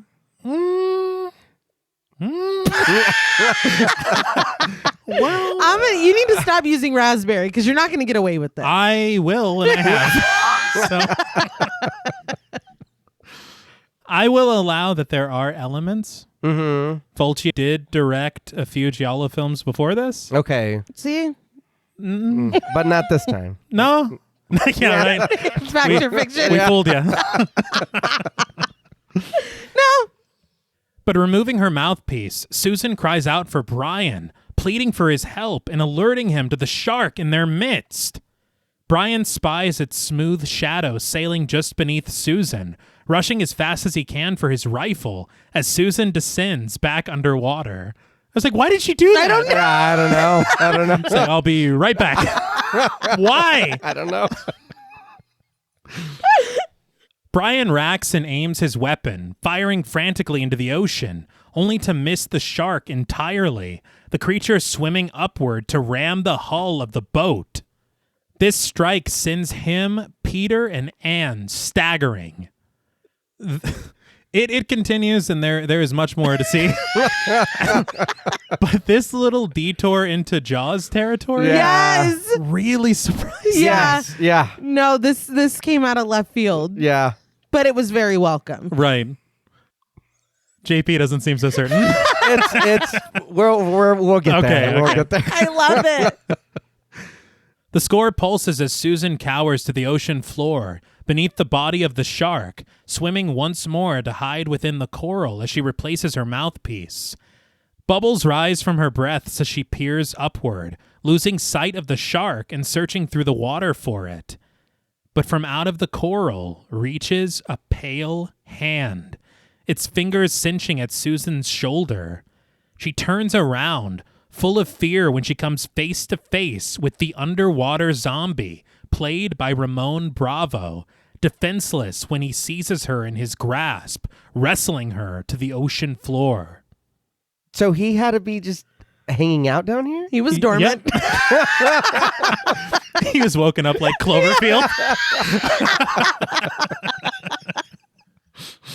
There's a lot happening down here. Okay. Susan struggles against him as the main theme returns in the score, the pair kicking up dust as Susan tears a rough piece of coral free from its reef, dragging it jaggedly across the pallid face of her pursuer, leaving him pained and forced to pull it from his flayed flesh as Susan makes a desperate escape for the surface of the water. She's like, damn, I probably should have just stayed up here. Yeah, why did I go back? It didn't make any sense. No. But just as she does, the shark returns, charging right for the underwater zombie. The ghoul slipping his fingers into the slits of the shark's gills, a cloud of blood rising within the clear water as he rips the fold free from the fish's body, sinking down to the ocean floor to devour it. The shark retreats for a moment, only to return with a vengeance, dive-bombing the underwater zombie, its menacing maw snapping as the zombie seizes it once again and is taken for a ride, biting at the fish's underbelly. But as he ascends the beast's body, the pair silhouetted by the sunlight cast down upon them, the shark returns the favor, its jaws chomping down on the zombie's arm, tearing it off at the elbow and swimming away with his limb for a light lunch. Zombie v Shark is some of the wildest shit I've ever seen. Mm-hmm. And Bill did say that. We had talked about so many movies that night. It wasn't until it started happening that I was like, oh, fuck, this is what Bill was talking about. But I just couldn't believe what was unfolding before my eyes. I did hear conflicting stories about this shark, and watching it, I'm kind of leaning more toward one than the other. But the first story was that they got this shark and had it swim around their boat around again and again and again until it was super tired. And then they had him get in the water with him and perform this sequence of Zombie v Shark. Yeah. The other telling of this was, I believe, the film historian calling it a drugged and toothless shark. And when you watch it... Yeah, that shark does not have any teeth. Yeah. I didn't even notice. I didn't either, because I'm just like, I can't even process what I'm seeing right now. Yeah. I can't fucking believe, is he trying to bite that shark? Like, I couldn't, He is. Yeah. I couldn't believe, I was like, is that a real shark? I just couldn't even believe what I was watching. And there's this moment that's kind of beautiful whenever the underwater zombie is kind of backing away and it's almost like he's dancing with the shark. You're just like, we have transcended. Yeah. I was like, what is this movie turning into? But then we just go right back like this never happened. Yeah. But yeah, it does seem a little more plausible that unfortunately they sedated that shark rather than tiring him out like a toddler. Well, and because that's how they kind crazy. of presented it before. That doesn't even make. How do you even make the shark go around? He's like, again? Yeah. So, all right. I don't have a choice. I don't. That doesn't really track. Yeah. This is, I don't even know how this comes to your mind when you're writing it. Yeah, it wasn't on my bingo card. Right. It was funny, and the shark looked a little uncomfortable at sometimes, but I just... The shark is like, what the hell is this? Did you bite me again? Yeah. It's like, What is happening? I thought this was a zombie picture. yeah. And I did see, I heard some conflicting things on this too, but they had said that Ramon Bravo, the guy that plays this underwater zombie, was the trainer of the shark. Okay. And so I think that also lends itself to a little more believability because it's like, well, this shark is trained to listen to you. Yeah. You know his behavior and you know how to orchestrate this. Yeah. The other thing, I'm just really puzzled that was what they had said was the first thing. We tired out this shark. Yeah, Yeah. that they just had him swimming around the boat. That's what they said. That's crazy. I did see on one of the featurettes as well that Giannato De Rossi, he was the head of the SFX, and they talked a lot about the makeup that went into the zombies. Just a regular extra made up as a zombie, it took about an hour. And what they were doing was they were sculpting clay straight onto the actors' faces. And so they were using clay and then liquid latex on top of the clay. He said that this underwater zombie, the liquid latex was kind of holding in place in the water, but the water that was seeping in was getting into the clay underneath and kind of melting it. And so the zombie has like this kind of sickly aura around him, and that's the clay. And I think it like works. It adds something. Yeah. Like he is like, he's just been down there and is kind of like, you know, he's risen and now shit is just kind of sloughing off of him a little bit. Right. But I was like, that is really interesting. And he said that was a byproduct that they hadn't like planned on, but it worked. A happy accident. Yeah. It looks great. Oh, yeah. It does. But before we move on, I do want to thank everyone involved for the creation of this Correct. sequence. Correct. But up above, the frazzled Susan is settled into a seat on the deck and covered in a blanket as she catches her breath. The group surrounds her, concerned, and once she collects herself, she finally finds the words that once evaded her. There was a man down there. Peter responds incredulously, but Susan repeats herself with certainty.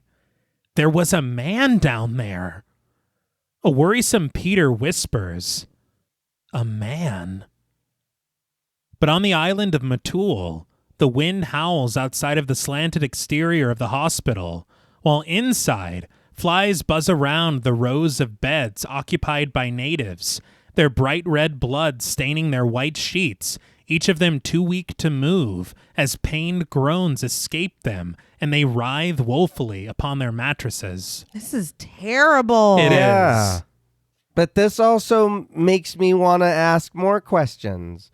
Are you responsible for this? Yes. You know what I mean? Like, what the hell is this?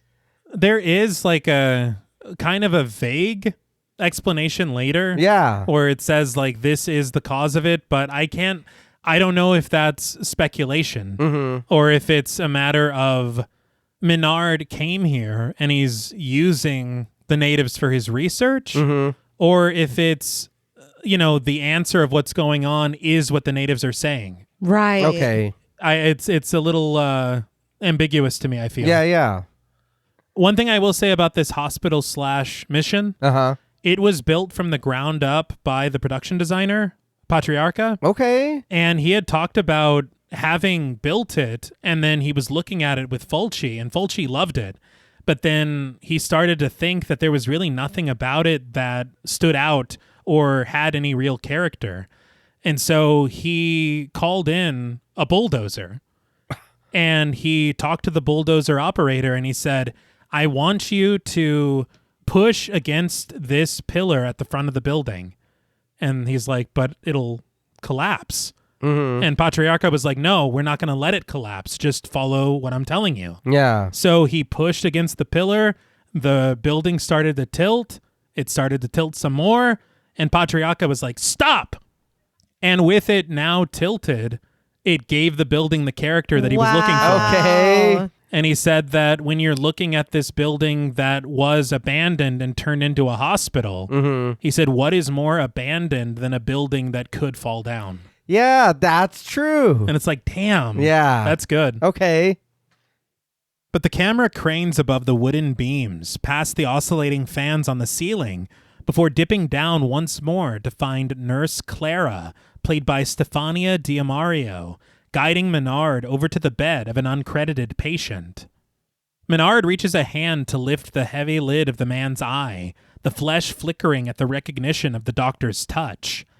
A moan escapes the man's vomit-coated mouth as Menard reports his assessment to his colleague. I don't think he'll last until the morning. Clara wonders what she should do, and guiding her out of earshot of the patient, Menard directs her to take the man to the sacristy. He says that he doesn't want the other patients to see him. There's no need to alarm them. But then he offers a stern instruction. Tie him down securely. But just then, Lucas, a local played by Dakar, wrenches the door open, rushing for the doctor and telling him frantically that everybody's leaving now. Menard just bids him to be quiet, ordering the nurse to look after their patient and urging Lucas away from the bed so they can speak with a little more privacy. Lucas persists. The natives are leaving the island. Everybody's gone. What do we do? Glancing over his shoulder at Clara and his patients, Menard pushes Lucas towards the door, insisting that they'll talk about it outside. The pair walk through a cloud of dust, standing out in front of the hospital together. Goats wander past them as Lucas stands with his hat in his hands, frenzied as he recounts what's happening in the village. Trouble and commotion.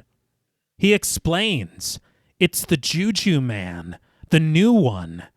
He says he's speaking plenty, and he seems to be possessed by all the devils in hell. At this dreadful revelation, Menard just scoffs. How ridiculous. But when he turns away, Lucas follows, pleading that the natives have gone crazy. They've picked up all their possessions and they've disappeared. He says they're going inland and they're making voodoo. Menard shrugs it off. Voodoo won't solve anything. But Lucas implores him. These people, they're afraid. And Menard understands. Lucas is afraid too. Lucas lowers his head shamefully, his silence enough of an answer for the disappointed doctor. But the score grows suspenseful as we watch them from the trees in suspicious shots, the pair approaching the coastline through the rustling branches, ragged breaths rasping beneath the screeching synth as we follow in an unseen stranger's point of view. But night falls upon Menard's villa. Miguel parked on the porch with a growling hound, smoking a cigarette and keeping guard as promised. But as harsh breathing continues from the nearby trees, Miguel suddenly tosses his cigarette, snagging the dog by its collar and retreating from the porch. They don't get paid enough. Yeah, nah. He's like, ooh, you're on your own, Mrs. Menard. Too spicy for the pepper, yeah. But we find Paula in the shower, hot water streaming from the faucet above her, and an ornate triptych mirror at the far wall capturing every inch and angle of her nudity.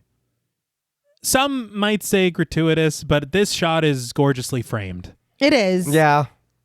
But as we peer in at the showering Paula from outside, the shot suddenly racks its focus, revealing a pale gray hand in the blue evening light, reaching its frail fingers for the glass of the window. Brilliant choice. Mm-hmm. I thought it looked so cool. Yeah. I was like a peeping Tomby. Oh, yeah, right. that was, I was kind of like, ooh, what are you doing? But Paula stares at herself in the mirror, twisting the faucet off and reaching for a towel. She dries herself, exiting through the saloon doors of the bathroom and into her bedroom. Through the shadows and with a very deep sigh, she snags a small bottle of pills from her nightstand before taking a seat at her vanity in the den and pulling her nightgown over her head. She takes her pills with a gulp of water, but a rustling noise emanating from outside disturbs her moment of reflection, prompting her to investigate. The camera follows her through the wall as she stalks her way over to the window, but when she doesn't spy anything peculiar, she staggers her way back to the vanity, only for the rustling to continue, even closer this time.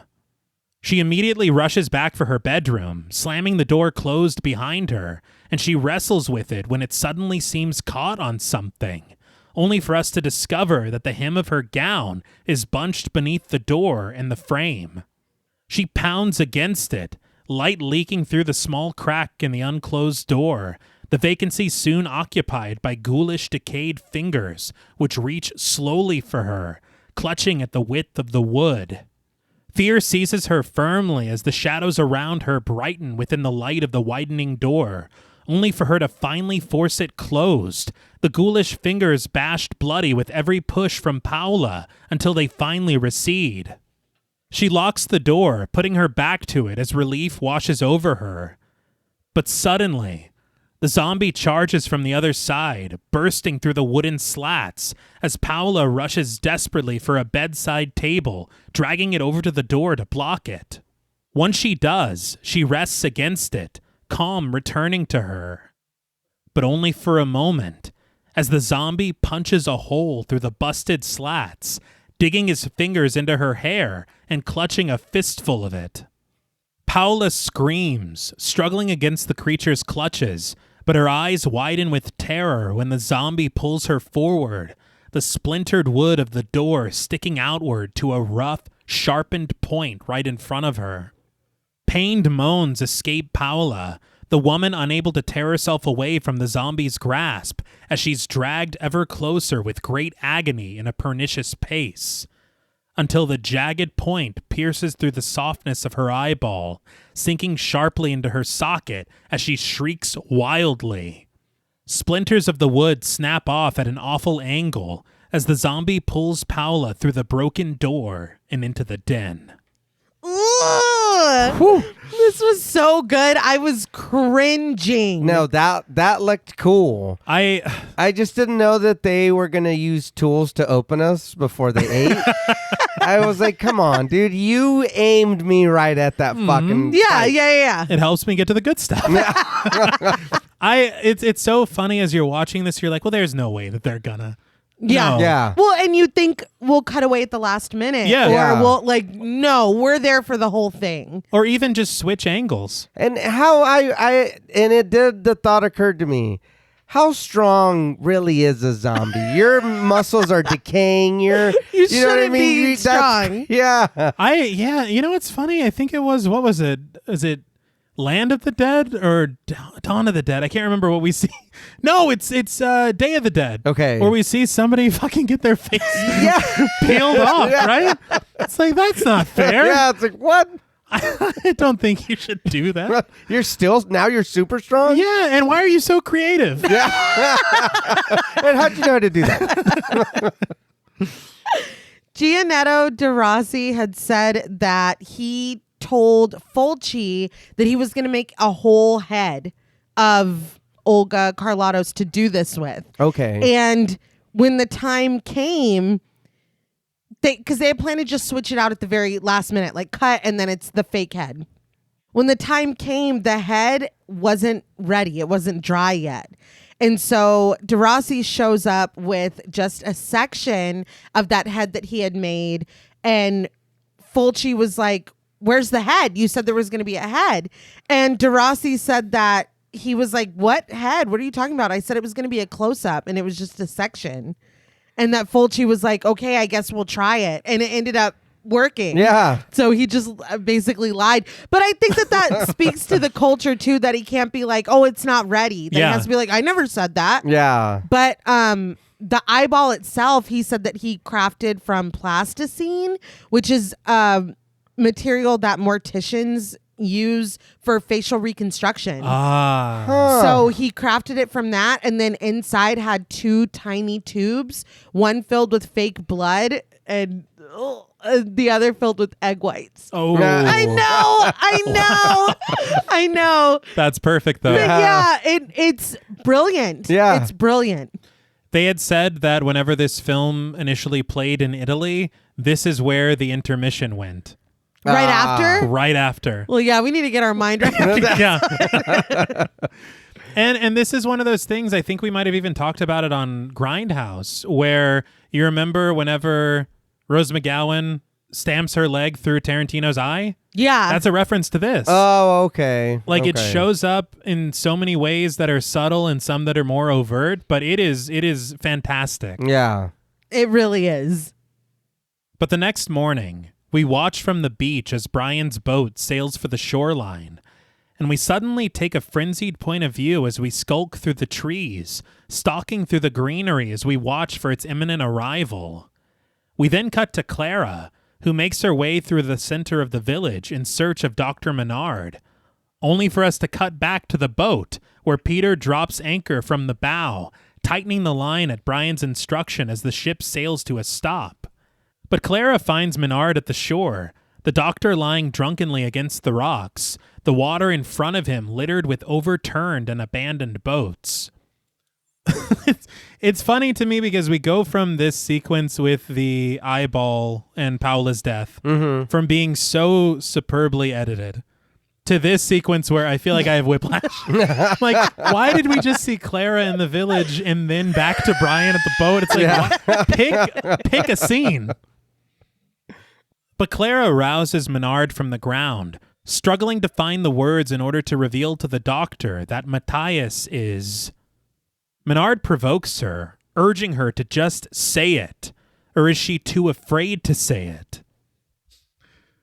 Maybe you're afraid to. I was waiting. It's Jodie Foster. Yes. I was waiting on it. Man, I miss talking about Hannibal Lecter. Yeah, quite. Menard takes a swig from his bottle of liquor as Clara counters that it's not that. She doesn't believe in voodoo.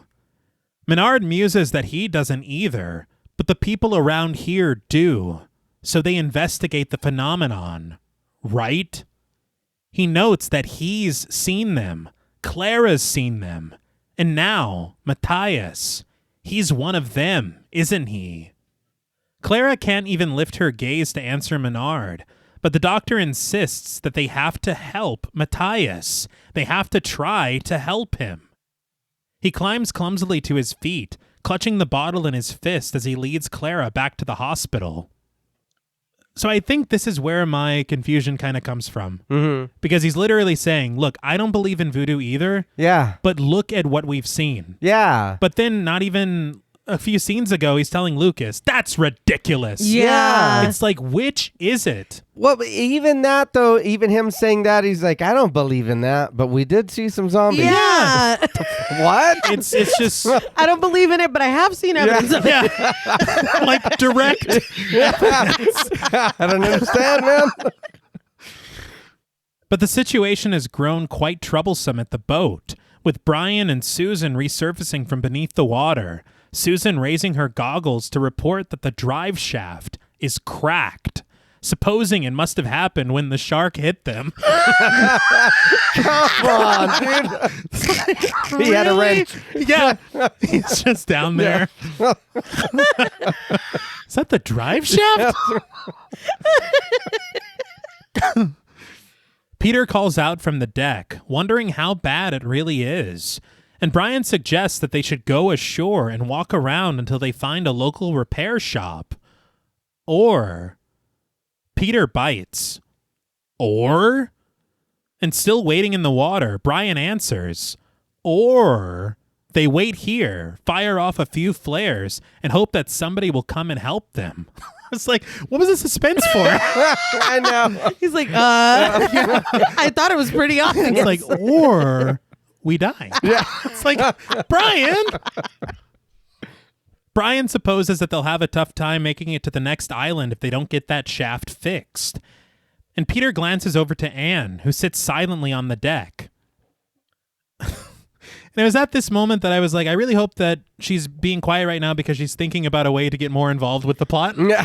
And no, it's not that. Yeah. I don't understand when it is so clear that you should be the central character. Yeah. Why is it Brian, Susan, and Peter doing everything? Yeah. And I thought you knew everything about boats. Shouldn't you be the one saying the drive shaft? That's It's so that, true. yeah. She's like, I was born in a drive shaft. My mother was a drive shaft. Are they but just no. gonna look back and she's a drive shaft? It's a family photo. But we find Menard and Clara in the sacristy, the pair peering down at Matthias, who lies on the bed in the corner of the room, shrouded in a white sheet and wrapped tightly with rope. Menard mutters mournfully, "Poor Matthias," before he raises his revolver and aims it at him, promptly pulling the trigger. In a quasi-match cut, we see Brian on the deck of his boat, firing his flare gun into the sky, its vibrant red light climbing high into the clouds. But back at the sacristy, Clara trembles tearfully as she clutches the edges of Matthias's blood-stained sheets. Menard urges her onward, instructing her to help him carry the body outside on a gurney, and Lucas stands there waiting for them, a freshly dug hole at his feet as he sinks the blade of the shovel into the dirt. But out in the distant sky, he seems to take notice of a second flare fired by Brian at his boat with the others. He rushes for the doctor and the nurse as they join him outside, the pair lowering Matthias to the ground as Lucas approaches them in a hurry. Flustered, he blurts, "Rockets! Someone is firing rockets!" And Menard takes him seriously, Lucas elaborating that they're coming from Catfish Bay. Yum. It's like, so it's not all bad. The doctor takes it upon himself to investigate, directing Lucas and Nurse Clara to take care of Matthias for him. As the doctor departs, Lucas sidles up next to Clara, wondering who might be arriving on the island. The devil? The devil is our prime suspect, yes. Yeah. It's so sad because it's like, dude, what else could it be? Lucas has seen unimaginable horror. Yeah. So he's like trying to level with Clara. Yeah. Clara supposes that they'll know soon enough, and she instructs Lucas to help her with the gurney. They carry it over to the hole, the sounds of a voodoo ritual echoing through the surrounding trees as they dump Matthias inside. But the camera zooms dramatically to reveal a pile of similarly covered cadavers that Matthias has joined. It's a mass grave. Lucas reaches for his shovel, asking Clara if it's okay for him to bury them now, but Clara shakes her head. Not yet. There are 2 more who are going to die soon. Lucas removes his hat, crossing himself as he stares downward at the solemn sight beneath his feet. I don't know how cool the good doctor and Lucas are, but we've got to be pretty tight if I'm going to continue to help you do this. Yeah. Yeah. Like, this is a lot. Like, a lot. And at what point do you say, look, I don't think we're getting anywhere? Yeah. Like, how many people have to... And that's the other thing. Are these people coming to your hospital because they have been bitten?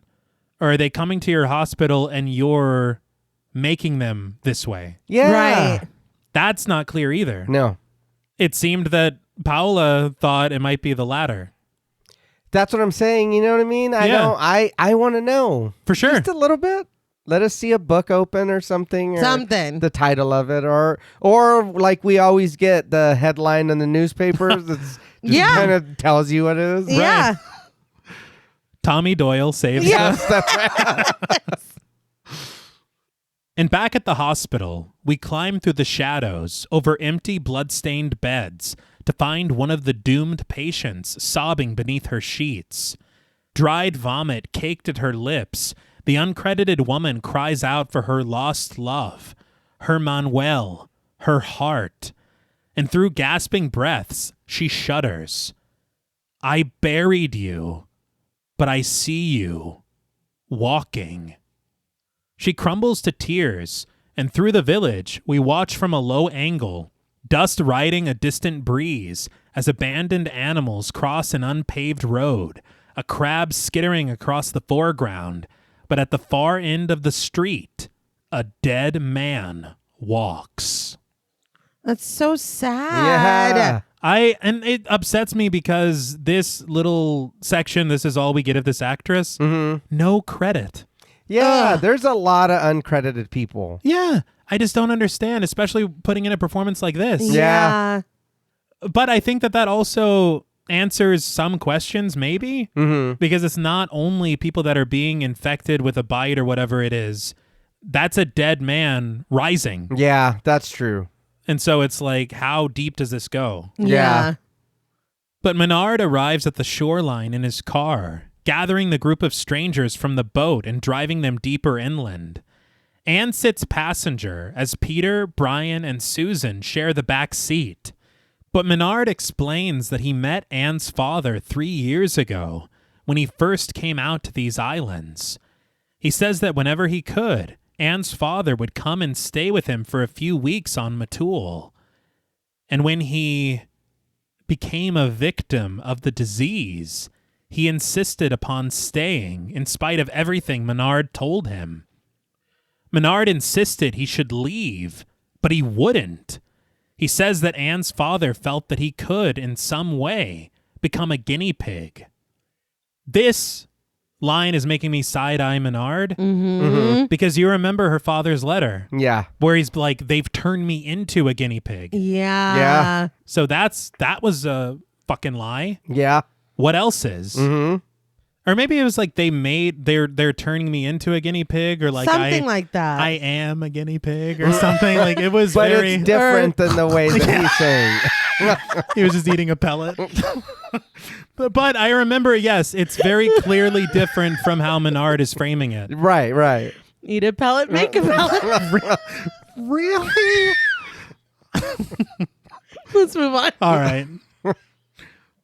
But Menard continues that Anne's father thought that he could help in discovering what was causing the horrors that were destroying this island, transforming it into a wasteland of terror. He sighs that Anne's father was an extremely courageous man. But we press in on Menard's eyes as he shares the details of the day when his assistant came to tell him that Anne's father was dying. In a flashback, we return to that day, Menard sitting in his study at home, poring over paperwork in the morning light, where he's interrupted by the arriving Clara, the frantic nurse alerting the doctor to the dire condition of his friend. She gathers him, guiding him over to the bedside of Anne's father, played by Ugo Bologna. Menard sits at the edge of the mattress, reaching for the man's hands, which rest atop his stomach. Anne's father bids him closer, his voice a faint whisper upon his breath. Finished. His low voice groans that he feels he's about to die. He thinks that he's had a good life, though he never thought that it would end this way. Weakly, he explains that he has two things to ask, imploring Menard to listen carefully. He says that he's written to his dear child and begs Menard to ensure that the letter gets to her, and to make sure. He wheezes as he gasps for a breath. Make sure that his soul rests in everlasting peace. His last words leaving his lips, Anne's father slips into an eternal slumber, and Menard lowers his eyes, his voice explaining to Anne that he spent the day watching over her father's body, but he knew that eventually he would have to find the courage to release him. Menard now paces the sacristy in the past, Anne's father resting before him on a small bed, wrapped in his white sheet and secured tightly with rope. The doctor steels himself as he stretches the linen over the man's face, creeping backward towards the door as he raises his revolver, shuddering to stifle a pained sob when he can't bring himself to do it. The score sings a somber song as Anne's father slowly rises upward, the brittle frame beneath his mattress creaking as Menard finally summons the courage to put him out of his misery. He aims his gun and fires, the camera pressing in sharply on the fresh wound at the center of Anne's father's face. The corpse collapses backwards with a thud, Menard exhaling a deep sigh and lowering his weapon. Clara joins him at his side as the doctor offers a very familiar directive. The boat can leave now. Tell the crew. That was awesome. Yeah. So, another question then. He didn't mail the letter to her. So if he was going to give him up or say anything bad, it would have been in the letter, but he still let it get out. Unless it was before. I don't know. No, I'm saying is he bad or is he kind of bad? Was he? I'm very torn on Menard. Yeah. I love this circular situation. Yeah. Right. And finally an explanation of that really cool cold open. Yeah. But yeah, I mean, I don't know. And I also don't know, because it seems, at least according to the film historian on the commentary, that zombie that was on the boat was meant to have eaten everyone on board. And so I don't know who was on board. Right. And I don't know if it was somebody sent with the directive to get this letter to Anne. Right. Or what the purpose was. That's kind of the way I'm taking it now. Yeah. Because he's like, I did write a letter. Exactly. So it's like, okay, so if you were being treated bad, wouldn't they not want the letter to get out in case you're like spilling the beans on us over here? Right. But he did allow it to go. He did. If he's bad. Yeah. Right. But, and again, everything that he says, Menard, it all feels so genuine. Yeah. And so it's almost as if they were trying to play both sides. Yeah. To keep him maybe kind of ambiguous. Okay. But I think that part of it remains a little unsuccessful because I would like to know what his intentions truly are. Something. Is he trying to solve this problem? Yeah. Or is he making the problem worse by trying to solve it? Yeah. Because, again, if you hear Paola tell it, there seems to be some level of, like, mad scientist. Yes. And she said straight up, you are not the scientist that you once were. Yeah. Like, he's doing something wrong that he knows is wrong, but is still continuing. Right. But then this story is very sincere. Yeah, that's what I'm saying. It's like, so you're not bad, or you're just an asshole sometimes, or I don't know. I mean, because he did slap his wife. He so. did. He's an asshole in that regard. Right. I think that's why he reads more villain to me, because that's how we met him. True. Yeah. And the things that his wife is saying, who would know him best. Yeah. So it's like, I'm kind of inclined to believe that you're evil. Right. Like, I don't know. And when you come to think of it, you know who's infected, Menard. Yeah. Did you really send an infected person on the boat? Yeah. Could he have done it on purpose to make sure the boat didn't get there? Oh my God. Like, is he, like, I don't know. That's fucking why, dark. Why send the boat at all? Just shoot them. Honestly. So that's too much effort. Yeah. I think we're giving this more thought Okay. Probably. than was given when it was written. Yeah. But back in the present day, Menard's station wagon sails through the empty island, an inquisitive Anne demanding to know what her father died from and what happened to the boat's crew. Peter leans forward from the back seat, seconding Anne's query before posing one of his own.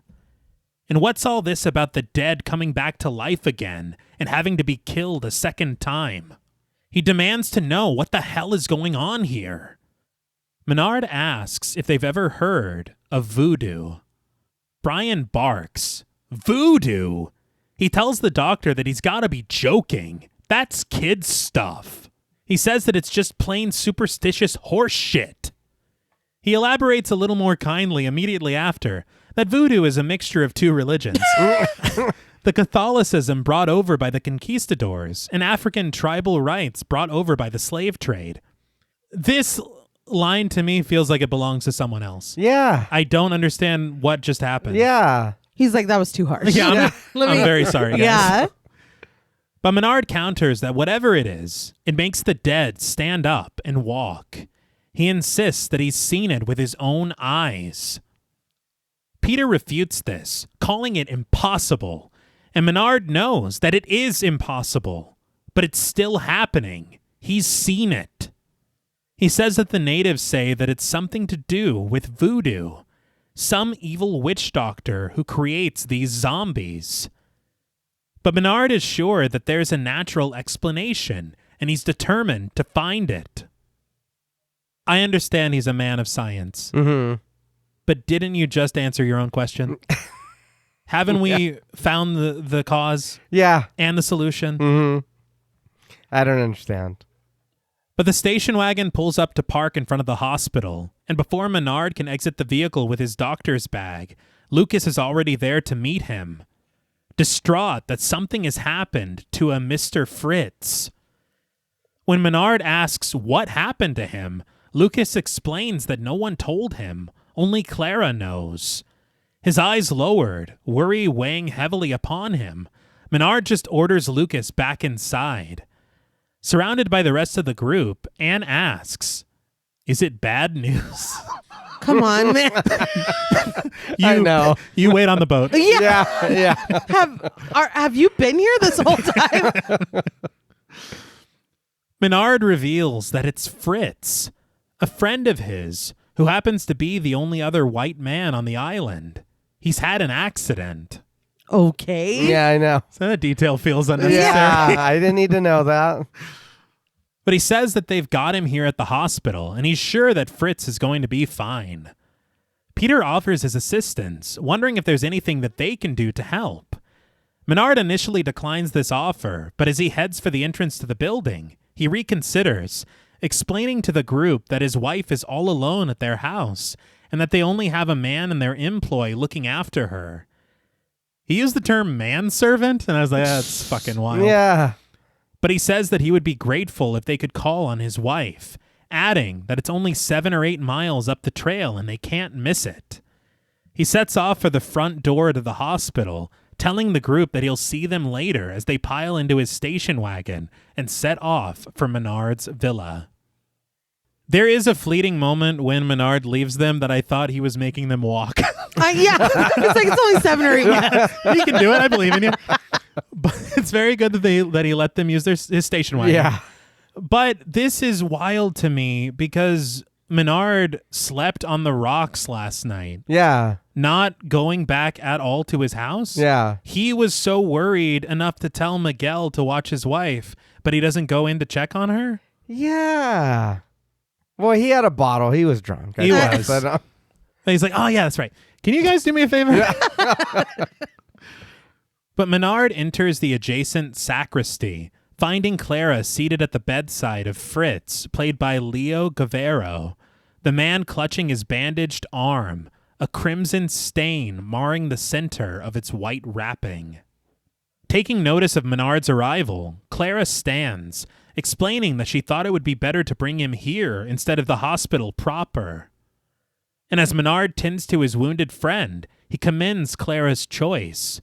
He surveys Fritz, inquiring with a warm smile as to what happened to his arm. Fritz groans. One of the living dead. He grumbles that he saw him too late and that it happened in the village. Menard's eyes widen with realization. This village? And when Fritz croaks his confirmation in German, Menard orders Clara to find Lucas and tell him to lock all of the doors. She departs to follow his directive, but Fritz insists that it's no use, that it's a waste of time to try to lock any of the doors. He chuckles at the futility of it all, crumbling to tears as he reveals that they'll be here soon to destroy all of them. The score then warbles as we find ourselves outside again, arcing around an uncredited zombie who shambles through the streets of the village, the flesh of his face decayed and flaking, the curse of his hunger urging him onward. And we find Lucas, following the doctor's orders, frantically barring the doors of the hospital, unaware of Fritz's cryptic warning. So this is what Paula feared. yeah. It's here. Mm-hmm. Well, it was only a matter of time. Something I don't think Menard, for whatever reason, thought of. Yeah. Or maybe he was just in denial. Yeah, because he Just seemed very hubris. casual. He's Yeah. like, that's all right. But we glide over a body of water to find Menard's station wagon speeding down a riverside road. Its occupants, Peter, Anne, Brian, and Susan. Annoyed, Susan assumes that they must have driven 8 miles by now.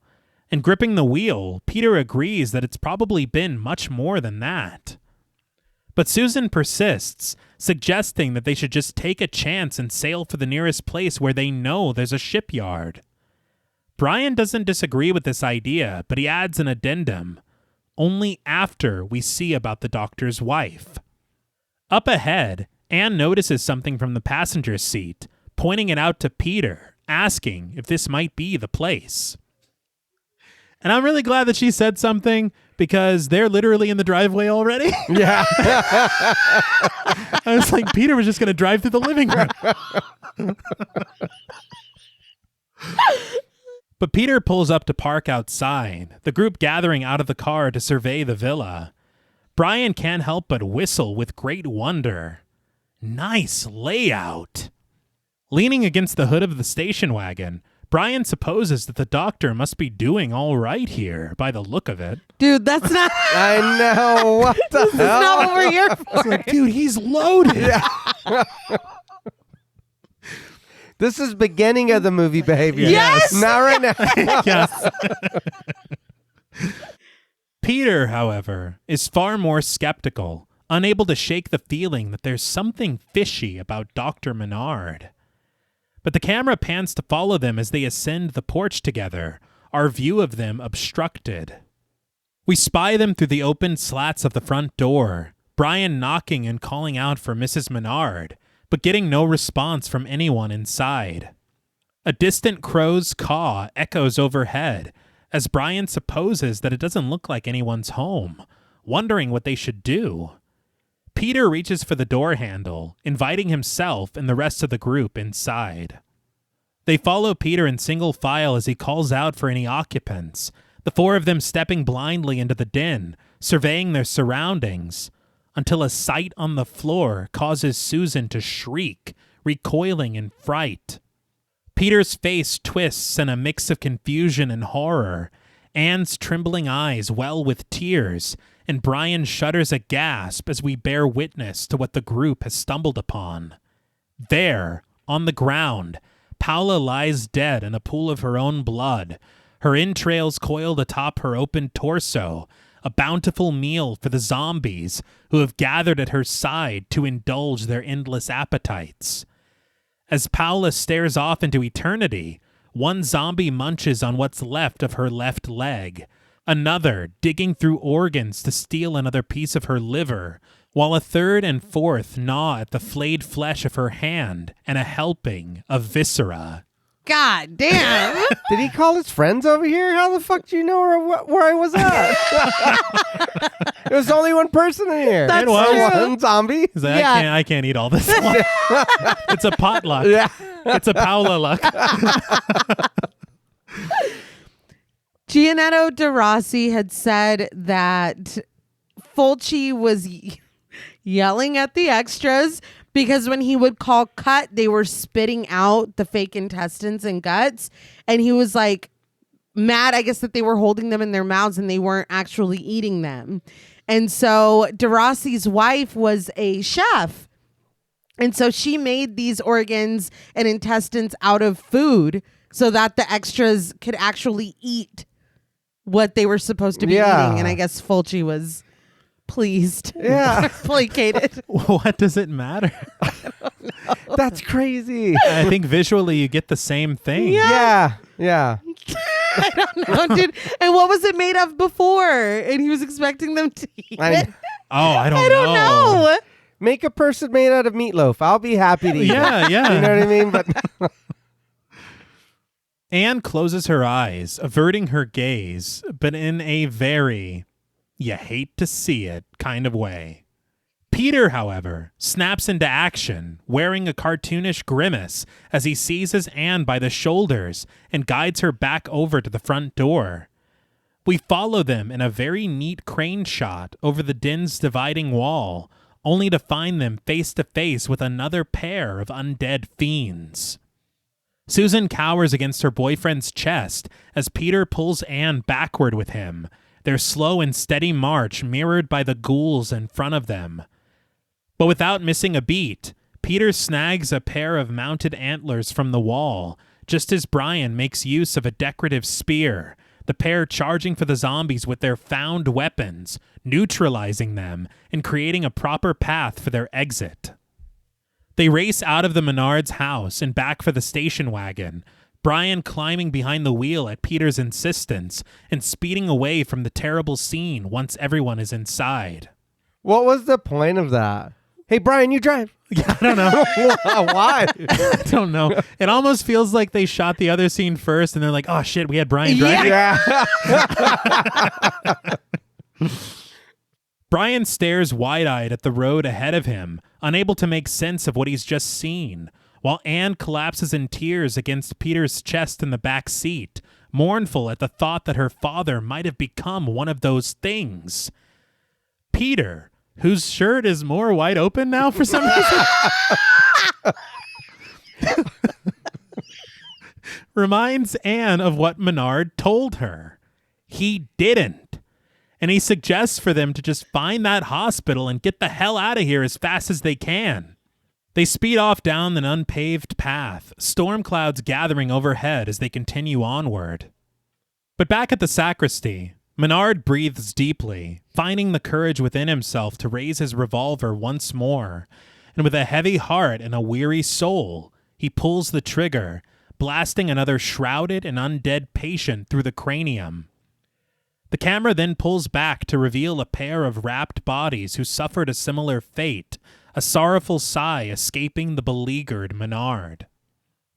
But out on the road, Brian somehow doesn't notice a zombie shambling right in front of the speeding station wagon. And by the time Susan warns him with a "look out," it's far too late. He collides with the creature, the ghoul landing on the side of the road in a gray mess of tattered clothing, while Brian overcorrects, sending the vehicle right into the nearby greenery to collide with a tree.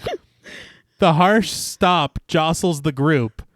Most of all, Peter, Yes. who does not take it as well as the others. He's making noises like that lady who was stomping the grapes.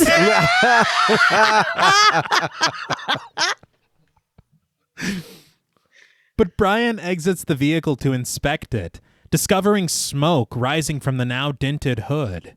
With great effort, he wrenches it open, peering inside to report his unfortunate findings to the rest of the group. The radiators had it. And barely able to climb out of the car with the others, Peter laments that he thinks his ankle has gone the same way. How? How are you sitting? I know. What the hell? Say, I'll just rest my leg on this blade. Yeah. I'm sure nothing bad might happen. Oh, man. He probably thought he was in the Tarantino movie, so he put his feet up on the dash. And they hit that zombie. He flew off. He shouldn't have ran off the road like that. No, and we just seen what happened over there. Uh-huh. Why are we? Oh shit, my bad. And why is nobody watching the road? Yeah. Brian expresses his concern at Peter's inability to walk, but Peter realizes that they don't have much of a choice in the matter, soldiering onward with the rest of the crew in hopes of reaching the hospital before dark. But before they leave, Brian is sure to snag his rifle and some ammunition from the back of the station wagon, along with everyone else's belongings. The rhythms of the island accompany the crew as they carry their things along the beach, but they suddenly stop, and taking notice of the distant noise. Drums. So this is another thing where I was like, oh, I thought that was the score this whole time. Yeah. Because Lucas straight up said that everyone was That they gone. left. Yeah. Yeah. So I didn't think that anyone else was on the island except for Menard, everyone at the hospital, and our group from the boat. Mm-hmm. But that's not true. And I don't know if it's like that big of a thing but I thought kind of the same thing. I was like, okay, you're saying everybody's gone, so this music and these drums and this better be the music for the movie, Right. not what you're gonna tell us. Right. But here we are. Yeah. Susan shudders tearfully. I hate it. Damn you, you bastards! Unable to take it anymore, she seeks sanctuary in Brian's arms, sobbing against her chest as her boyfriend intones. They're laying a little voodoo on us. He adds that it has a sound, all its own. It's like, all right, music critic. Yeah. Peter urges them to hurry up and to find the hospital. It'll be dark soon. He staggers over to his bag, limping with the others as they continue their trek. But things have grown even more dire at the hospital, Lucas lowering a blanket over the face of another departed local when he's approached by Menard, the doctor asking if he knows the cause of all of this. He asks, "Is it voodoo?" Lucas removes his hat from his head, explaining that he doesn't know anything. But his father always told him that when the earth spits out the dead, they will come back to suck the blood from the living. It's all right. Yeah. I feel like Romero said it better. Yeah. Yeah. Yeah. And this to me feels like a line that may have been added later, Okay. if you understand. Yeah, yeah. Menard denounces this as nonsense, just a stupid superstition. But Lucas bites back. Yes, you're right, Doctor. You know many more things than Lucas. But Menard is adamant in his doubts that voodoo can bring the dead back to life, and Lucas shares his disbelief of the fact that the dead are even dead. So Lucas 1, Menard 0. Yeah. This, again, well performed. I like the two of them together having this back and forth, but it makes no sense. Yeah. You have Menard, who is literally turning to Lucas as a local, saying, "Is it voodoo?" Yeah. And Lucas is like, "I don't know, but this is what my father told me." And Menard's like, "That's ridiculous. Yeah. What the hell is that? Yeah. What is this Don't know. conversation?" Yeah. Like, why'd you even ask? Yeah. But as the group ventures onward through the trees, Peter's leg finally quits on him, and he's lowered to the ground when he's unable to go any further. From the dirt, he pleads with the group to allow him to rest a little while, and Brian offers a quick 5-minute break, scanning the area, certain that they must be close to the hospital by now. Susan suggests for Anne to wait with Peter while she and Brian go take a look up ahead. Brian leads the way with his rifle, bidding Susan to follow with her large bag slung over her shoulder. Yeah. He's like, "You good? You got that?" It's like, dude. Well, not only that, yeah, we'll be back for you guys. Y'all rest right here. You got your shit. Let's go. That's like, pretty dude, wild. Put it down. Give me You're- some faith you're coming back. You're going to be back, right? Yeah. It's like, take everything. That's theirs, huh? But almost immediately, their search ceases when Brian discovers something in the underbrush. He kneels down to pick it up. It's a metal helmet, smeared with mud and all the age it has gathered in what Brian estimates to be 400 years. The distant drumming intensifies as Susan shudders, peering slowly over her shoulder to find what appears to be a gravestone. We pan across the grounds, more grave markers and stone crucifixes jutting out of the dirt as Brian realizes that this must have been a cemetery for the Spanish conquistadors. Unaware of where they're resting, Anne lies next to Peter on the other side of the trees, and when he finally collects himself, Peter apologizes for dragging Anne into all of this. Anne reminds him, though, that it's her father that they came looking for, but Peter proposes an idea. "You know, when we get back to New York..." But Anne stops him, reaching tenderly for his hand as she tells him that he doesn't have to say anything now. And as Peter secures her hand in his, Anne trembles tearfully that she's so scared that they're not going to make it off of this island. And with that, Peter lifts himself up, lovingly locking eyes with Anne before leaning forward to plant a passionate kiss on her lips. Yeah, now's a great time for Yeah. this. Well, I mean, Come on. my leg's busted. Yeah. What else are we doing? What else do we have going Right, on? they left us. Yeah, we're going to die, Anne. Yeah. But as the pair start to make out, we pull backward, behind them, where to a worrisome warbling in the score, an undead hand breaks through the dry dirt, its gray fingers outstretched in the humid air, before it charges forward, grabbing a fistful of Anne's hair. Anne screams, and before Peter can do anything to help her, another hand reaches upward from the ground, cinching a firm grip around his bloodied ankle, twisting and squeezing, as if they already know that he's injured it. Brian hears their screams from the other side of the trees, rushing over with his rifle to help them, but leaving Susan all alone in the clearing.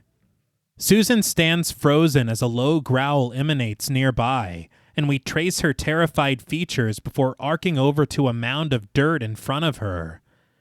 We see a ghoulish face jutting out of the earth, worms wriggling within the vacancy of his right eye socket as he rises upward, awakening from a centuries-long slumber to reach his full height and tower over the cowering Susan.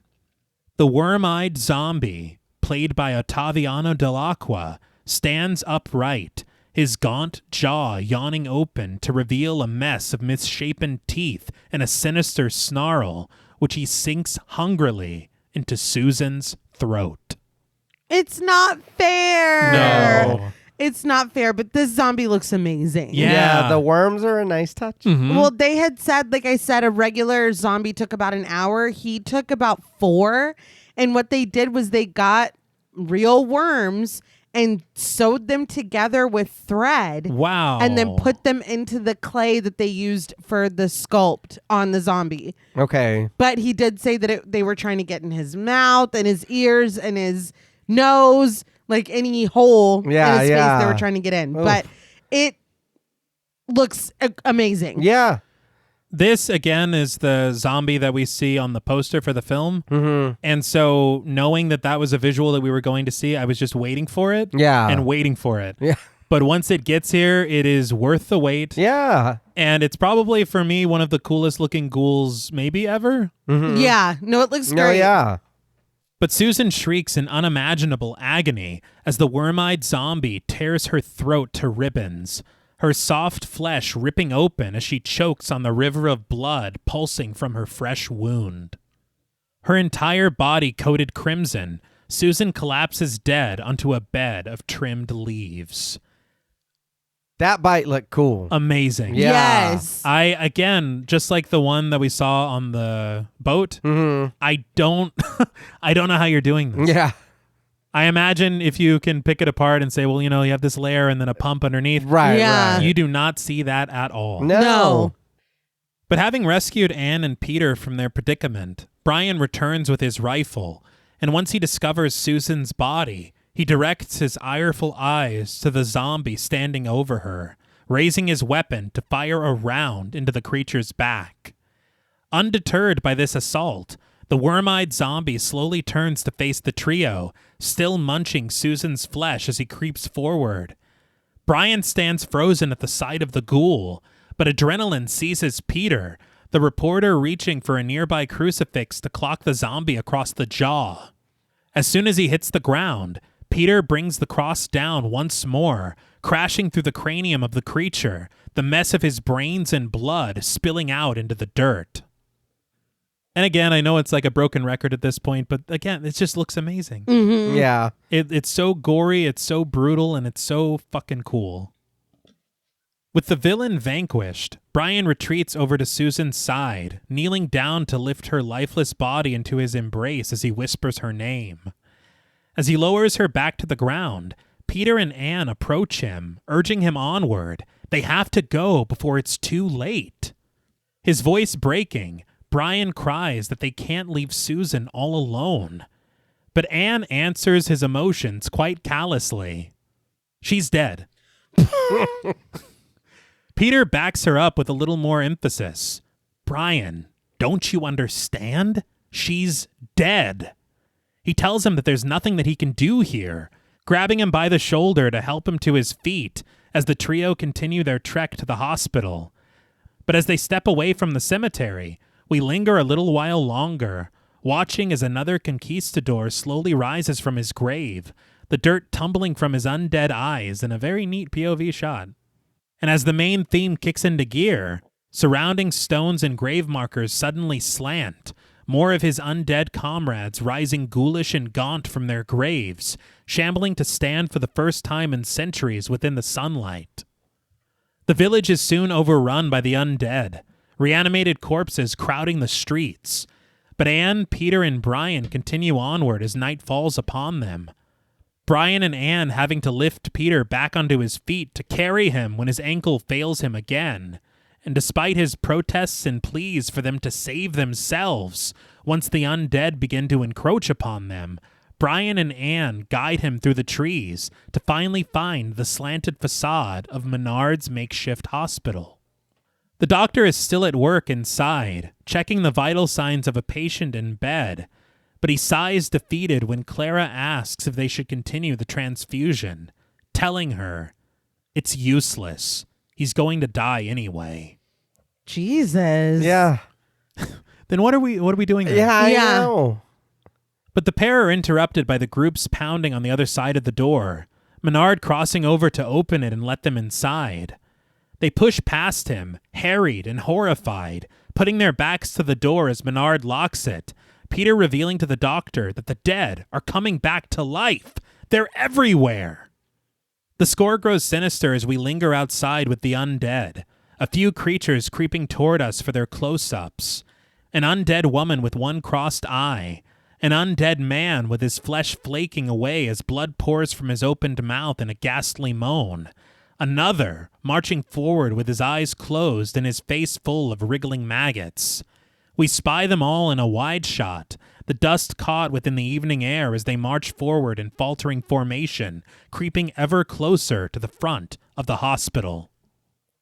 I'm a big fan of sequences like this. Yes. Just a showcase of the makeup. Yeah. And then some really cool cinematography to see the trees and the light behind them and everything. Yeah. Fantastic. But inside, Brian gathers planks of wood to bar the doors even further as Menard tends to the weeping wound at Peter's ankle. Flies buzz around them as Menard finally dares to inquire. What about my wife? Peter looks away, unable to meet the doctor's gaze, which is enough of an answer for the mournful Menard. Nearby, Anne sips from a hot cup of coffee, catching her breath and thanking Clara for it. She's like, thanks for the latte, Leon. Just about to say that. Couldn't you be doing something? No. Anything? No. But Brian continues busting his ass all alone, stacking crates and pallets to deter the dead and keep them from getting inside. Wiping sweat from his brow, he then approaches the doctor, asking him what the hell those things are. Rolling a bandage between his fingers, Menard admits that he doesn't know. He reveals that it all started about 3 months ago. One of the fishermen said that he'd seen his wife walking in the village at night. Only she'd been dead for 2 days. He says that at the time, no one believed his story. In these islands, fantastic visions, voodooism, zombies have all been rife for centuries. The island rhythms surround the creatures outside as they continue their encroachment of the hospital. But inside, Menard reiterates that as a man of science, he doesn't believe in voodooism, but this phenomenon defies logical explanation. He explains that he attempted to apply the disciplines of bacteriology, virology, and even radiology. He says they performed tests for epilepsy and catalepsy, but nothing fits. Him coming to this revelation now is a little infuriating. Yeah. Because how many there I'm speechless. Like, how many people have died? How many people have you watched turn into these things for you to kill because they didn't solve your problem? Right. And not to mention all the weird conversations with Lucas. Yeah. Yeah. You kind of waffling back and forth of whether or not you're saying that it's voodoo and then it's not and then it is voodoo. Is it voodoo? You're ridiculous for saying it's voodoo. Yeah. All right, guys, it's voodoo. It's like, dude, this is really, really infuriating. It is. And that, again, I know I've been saying it, but it's that. It makes me not care, but it's like you're confused as a character. I don't know how much stock I can keep putting into you. Right. Yeah. And again, it's fine if you lean on this thing of him being a man of science and then he has this denial. Right. But I feel like there should be more to kind of lean a certain way to demonstrate that. Mm-hmm. I understand all these conversations, but there should be a moment of him being like, fuck, Yeah. maybe. And then not immediately reverting back to the other thing. Right. Yeah. But as the dead gather outside, bashing against the barricaded door, Brian snags his rifle and retreats over to the doctor. Menard knows that the barricade isn't going to be enough to stop them, and so he reaches into his waistband, handing his revolver off to Peter before stepping over to his office to retrieve another weapon for himself. He calls out to Brian that there are 2 cans of kerosene in the sacristy, and Brian rushes off to collect them, instructing Anne to stay with Peter and to watch the windows. As Brian collects the necessary materials with Nurse Clara, the long shadows of the dead stretch against the slanted structure outside. But when one finally reaches his hand for an opened window to climb into the hospital, Peter reaches his feet, snagging a shovel. He bashes the creature's brains in, sending it tumbling back into the dirt, and leaving him able to drop the shutters to seal the opening. And as Menard locates his shotgun in the office, Brian, Lucas, and Clara rush to fill bottles with the kerosene to create a mess of Molotov cocktails to use against the dead. And yes, Lucas just appeared out of nowhere. Yeah. He was not there before. No, he was not. With his shotgun racked and loaded, Menard charges forward. But out of nowhere, Fritz rises as a zombie from the shadows of the office, seizing the doctor by the shoulders and taking a bite out of his cheek. The doctor shrieks, tearing himself away from Fritz's sharp bite, his flesh hanging from his friend's teeth as he clatters to the floor in agony. But by the time Brian follows the sounds of the doctor's screams, he discovers Fritz kneeling at Menard's side, feasting upon the doctor's face. He rises to his feet upon Brian's arrival, the man momentarily frozen at the sight of the monster, until he finally raises it, firing his first inconsequential shot into Fritz's midsection, only to correct his aim with the second round, spattering Fritz's brains against the wall behind him. He then rushes to Menard's side. This being the silent end of Menard is also kind of frustrating. Yes! Yeah. I really thought that there was going to be either some kind of comeuppance, Right. or I don't know, but him just getting bitten and then that's kind of it. Yeah. I don't think that he has any other line or says anything else. Brian eventually just returns the group and that's the last we see of Menard. Yeah. I almost wanted Paola to come back and eat him. I would have loved that. I Well, would have loved She that. can't though. She's Been eaten Yeah, herself. Yeah, she has. Yeah. But is she dead? She was only killed once.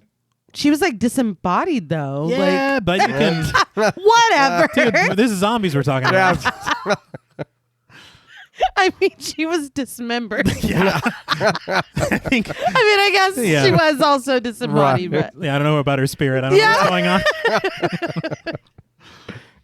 But back in the sacristy, Lucas and Clara are too preoccupied in their work to notice that just behind them, a shrouded figure has risen from his bed, slipping through his covering as if reborn from a cocoon, sneaking stealthily over to the pair and sinking his teeth into the flesh of Lucas's arm. The wide-open wound weeps blood as Lucas screams, collapsing against the wall, leaving Clara all alone, the nurse lifting her eyes to discover 2 reanimated patients lumbering their way over to her. 2? Yes. Putting her back to the office door, Clara can do nothing but scream. But this scream alerts the nearby Brian, who races back through the corridor to her rescue.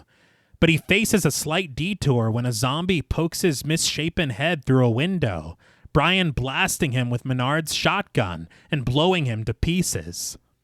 He returns just in time to rescue Clara, shooting the 2 encroaching creatures in the chest, which seems to kill them this time. Yeah, I don't know. But he snags a couple of Molotov cocktails, heading back into the hospital proper and urging Clara to follow him. But before she can, Lucas's undead hand rises to reach for her shoulder, a foul note in the score accompanying his ascent as he stands upright to feast upon the nurse. But Brian has returned to Peter and Anne, the trio armed and ready for the dead. But when Anne rushes off to grab more bottles at Brian's insistence, she comes face to face with the undead Lucas. Peter fires Menard's revolver, missing the first 2 shots, and Anne just freezes, basically just giving her throat to Lucas. Of course, yeah. Thankfully, though, the 3rd time is the charm when Peter fires again, blasting Lucas through his skull. But the main theme returns once more as the horde of zombies finally breach the barricade.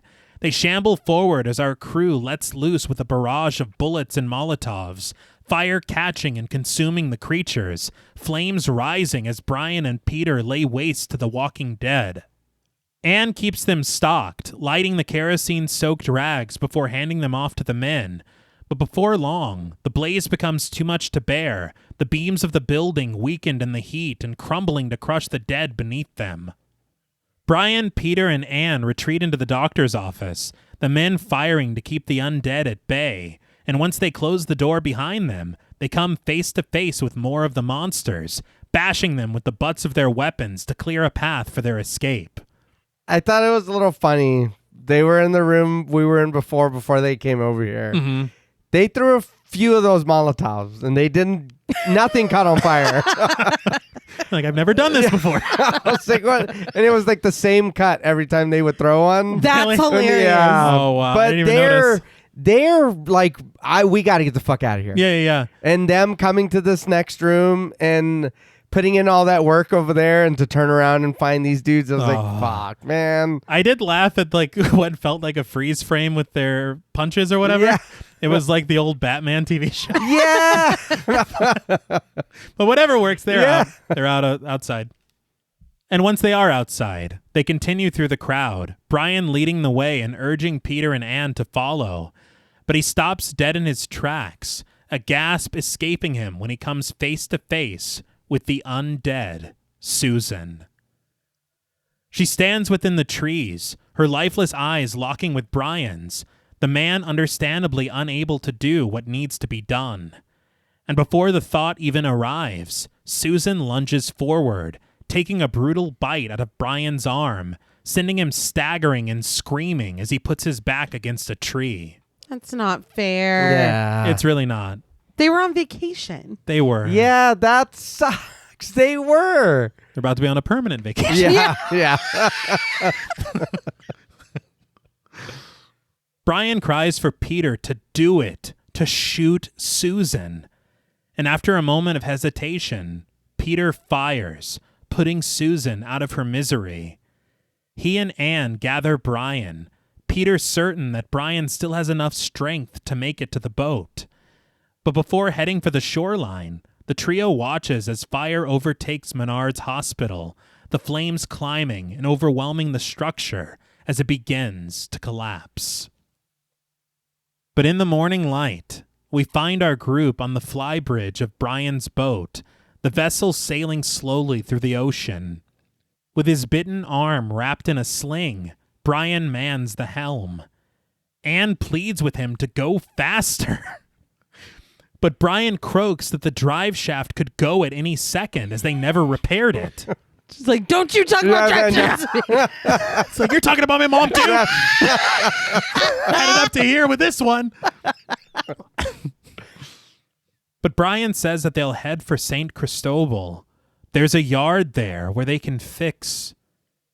But he suddenly loses consciousness, his head slumping against the wheel. At this moment, Anne actually says, "What is it?" I think I hate her. Yeah, no. But as they lift him upright, Brian shivers that he's so cold, that he doesn't want to become like them. He begs Peter to take him home, to save him. His vision goes blurry as he seems to slip away. But we find him later in the cabin, consciousness returning to him as Anne settles a damp towel on his forehead. Brian can hardly make out who is helping him through his unclear eyes. A name trembled in a shaky breath as he gazes upward at Anne. Susan? Yeah. That broke my heart. Yeah. But seconds later, Anne returns to the flybridge, sitting next to Peter, who has now taken the helm. He's dead. Oh, okay. Yeah. Anne! Yeah. She asks what they should do now, and Peter suggests locking Brian in the bilge and taking him back with them to the States. He hopes that someone there might be able to do something. Anne disagrees. They can't risk it. Peter knows what Brian might turn into. But Peter insists that he'll keep him safe, After all, they have to take Brian back with them. He's the only proof of what's happened here. He's certain that they'll need proof. Otherwise, everyone will just think they're crazy. But Anne doesn't care, admitting that she feels dead herself. Peter just directs Anne to take the wheel so that he can lock the bilge. We watch as the ship sails onward, the sunlight shimmering across the surface of the water as Peter rejoins her, hoping to find something a little more cheerful on the radio as he switches it on. But the voice that greets them through the small speaker offers anything but good news. The situation here in New York since the discovery of the first zombie is getting worse by the hour. There's chaos in the streets. The National Guard can't control the situation. In every borough of the city, from Brooklyn to Manhattan, from Harlem to Queens, the zombies are taking over. Taking over? Yeah. Yeah. They're running our institutions. They've set up their own Congress. Yeah. But as they drift upon the open ocean, Peter and Anne can do nothing but meet each other's gaze, realizing that the horror of the island has reached New York and that there is no home to return to. As the chatter continues on the radio, we pull back from the cabin door below deck, the knob twisting from the other side beneath Brian's undead grasp, a low growl emanating from the other side of the door. But we then return to the Brooklyn Bridge, the camera settling upon a mass of zombies making their monstrous march for Manhattan. The shot centers on the horde, the distant skyline of the city at the horizon, as the voice on the radio grows more frenzied. The city is at their mercy. As they continue their march, the voice continues. I've just been informed that the zombies have entered the building. They're at the door. They're coming in.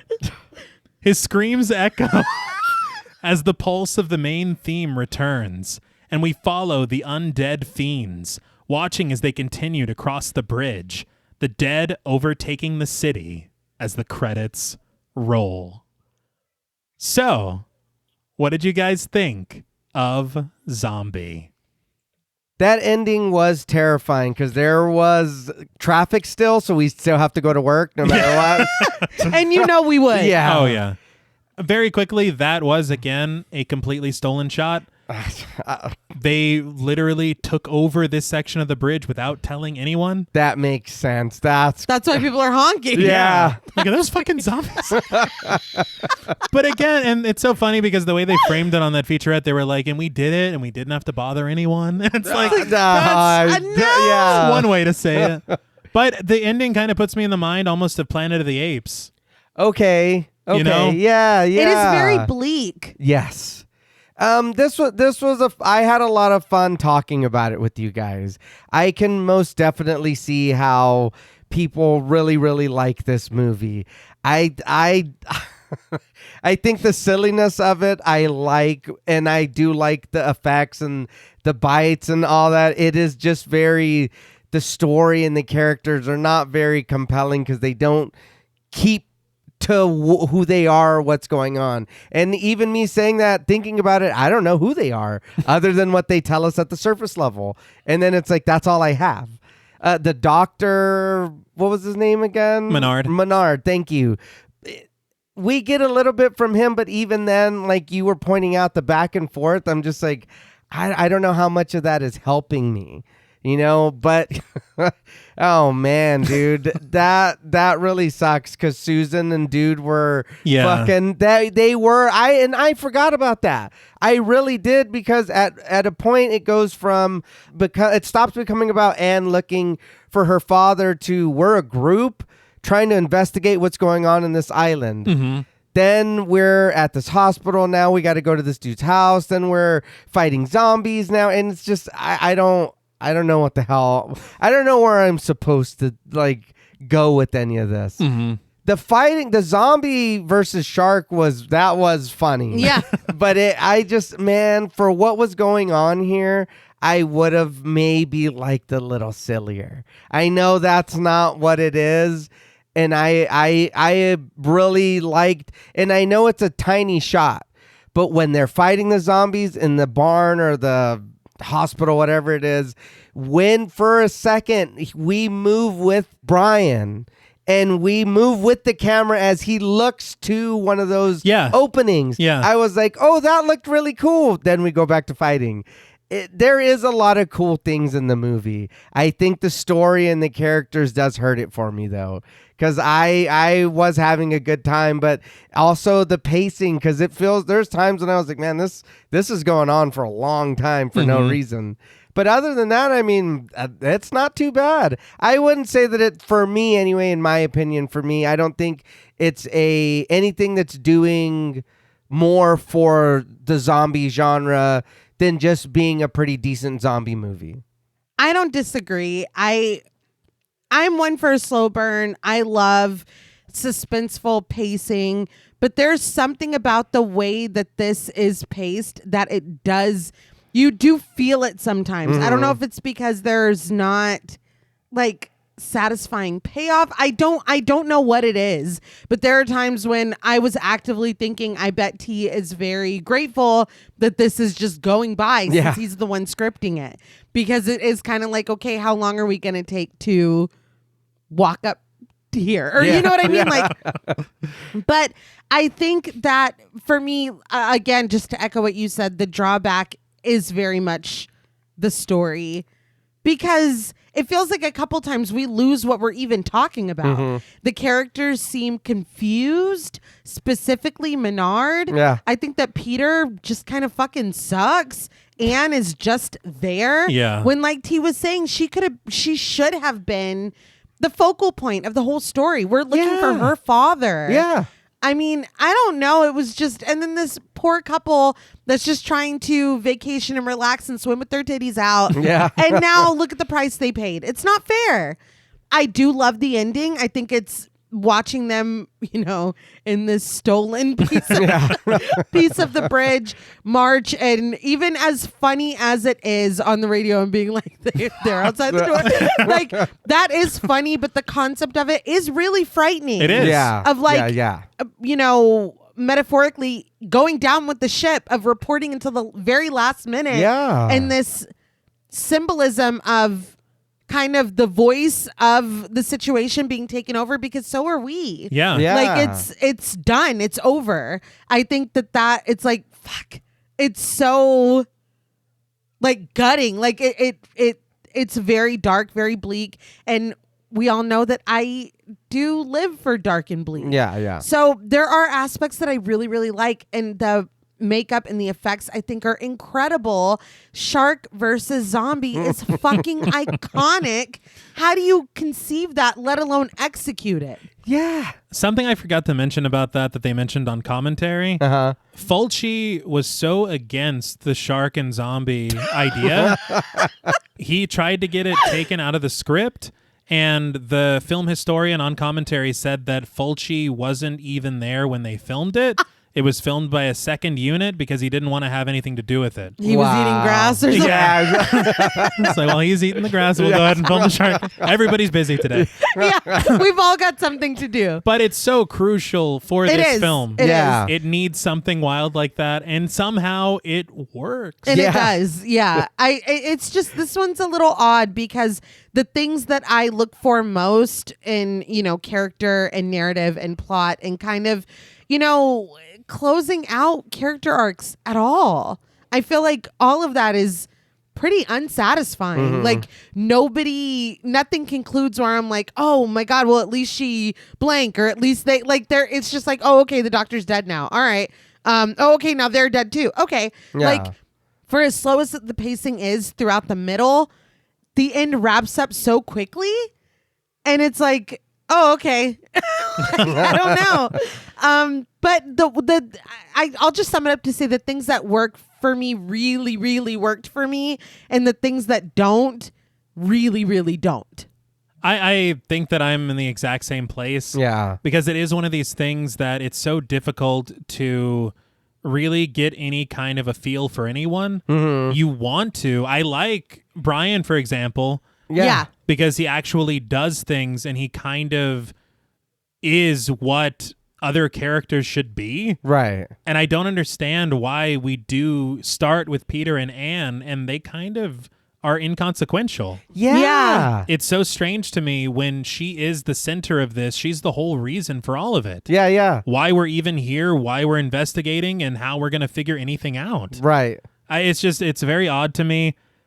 I do like the idea of Dr. Menard, Right. and I think that Richard Johnson's performance is fantastic. No. Yes. Yeah. I think I just want more clarity. Mm-hmm. And you don't have to give it all away and, ruin any kind of ambiguity or whatever. Right. But I think this whole thing about science versus voodoo, it should be more gradual. Yeah. This thing that he kind of comes to understand, acknowledge, and accept, rather than it being this back and forth that just feels kind of frustrating. Yeah. And almost like you don't know what to do with him. And I'm sorry, the whole thing with Paula and him was very interesting to me. Yeah. And I think that I would have appreciated maybe more of that or maybe another scene with her Okay. before it leads right to her death scene. Yeah. But I will say, what a death scene. Yes. Yeah. Yeah. I think that's one of the biggest strengths of this film is how graphic it is. Some of these deaths are so brutal and you really can't believe that they're doing what they're doing. Yeah. I love the level of artistry that comes with the makeup effects, how some of these zombies look. Some of these zombies, I will say, some of them to me, it's all right. Right. But then you're like, it's 1979. Yeah. And then you look yeah. at also at what Romero had done, and some of the zombies in Dawn of the Dead, for example, were just a little blue. Yeah, they were. So it's like you don't always need so much. So I think maybe a lot of zombie properties of the present day have spoiled Yeah. potentially, Oh no, yeah. people for at least the look of zombies in the older films. And that's not fair. No. It's not, but I'll be honest, I'm one of them. Yeah. I really like the way zombies look now. Yeah. But again, it is with the advancements in technology and the movie and filming and makeup and effects work and so I do get it, but it has spoiled me, I'll be honest. But what it's so odd is that sometimes that can be the case for sure, but then you look at the gruesome effects of the gore. Yeah. And it holds up so amazingly. Yeah. No, it's good. But I will say, I don't know. I'm a little contradictory because I think about makeup effects like the way that everyone looked in Carnival of Souls. Okay. And to me, that is fine too. Yeah. I have no issue with kind of a minimalistic kind of approach. Okay. But I just think that some of them, it looked like they were in a hurry. Some of the makeup where it's like, oh, I can see where that wasn't blended. Yeah. But at the same point, it does lend itself to a level of charm. Yeah, and not only that, finding out how much they really made the movie for. Yeah. Oh, I get it. Yes. But I don't know. I think that, and we can slide into ratings. Yeah. I think that the only real drawback is the narrative and kind of not having a clear understanding of the intentions of certain people. Yeah. And I don't mind ambiguity. I just want a little bit more clarity. You don't have to spell it all out for me and have the exact answer for everything, but I would like to know what I'm supposed to follow and how I'm supposed to feel. Yeah.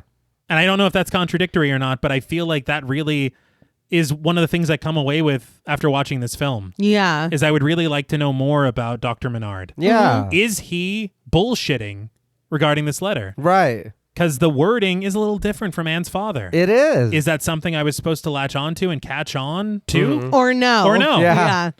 But I mean, I don't know. I think that outside of that, it's exactly as Nay said. The things that I was not a fan of, I really wasn't a fan of. But the things that I was are amazing. Yeah. I love the feel and the atmosphere of this film. There are so many things about it that just, and it is, of course, but it reminds me of all the things I love about Italian horror. Okay. It's just so fun in a lot of ways. I think that some of the sequences, especially Paula in the house before she gets killed. Yeah. Very effective in its suspense. Mm-hmm. I think that some of the camera work is a lot of fun. These random crane shots. Yeah. Some of these tight shots on the zombies' features. Mm-hmm. That one wide shot of them walking through the dark with the light behind them. Yeah. There's some really beautiful moments of cinematography here. Mm-hmm. And the lighting really carrying a lot of these images. Yeah. Mm-hmm. And the music. Yeah. Yes. I love the music so much in this film. And I don't know, there's just something about Italian horror that the music is such a crucial element in all films. Mm-hmm. But it's like another level to me when it comes to Italian horror films. Yeah. And I just love it so much. Yeah. But I mean, I don't know. I think that this is one where I am a little sad that it took me so long to watch it because I really did enjoy it. Mm-hmm. And even with the things that I didn't like, I know that I will absolutely return to this movie. Yeah. Yeah. And I do want to get more into Fulci's filmography. Okay. This being like the first of his films that I've ever seen is kind of surprising. Right. Mm-hmm. But to appreciate it this much, I know that there are more gems in there. There have to be. Yeah. And so I look forward to whatever comes next, however long we have to wait for it to get on the schedule, because I think it'll be a lot of fun. Yeah. Yeah. But all that to say, for me, out of 10 sorrowfully sacrificed specimens, I am going to give Zombie an 8.5 out of 10. I was going to give it an 8, but you know what? That shark sequence. I feel like that's a very bold thing to do, and you need some extra points for pulling that off. Yeah. Yeah. And honestly, how just it's so wild. Yeah. But I'm a big fan. But I will now open the floor to you. No, yeah, I think we had a lot of fun talking about the movie, and I think the discussions do help more things and questions come up, and then us kind of like, well, wait, what did that mean? You know what I mean? So I know we've talked about it enough, but the shark Yes. Yeah. zombie is really funny. Respect must be paid. It Yeah. is funny. Yeah.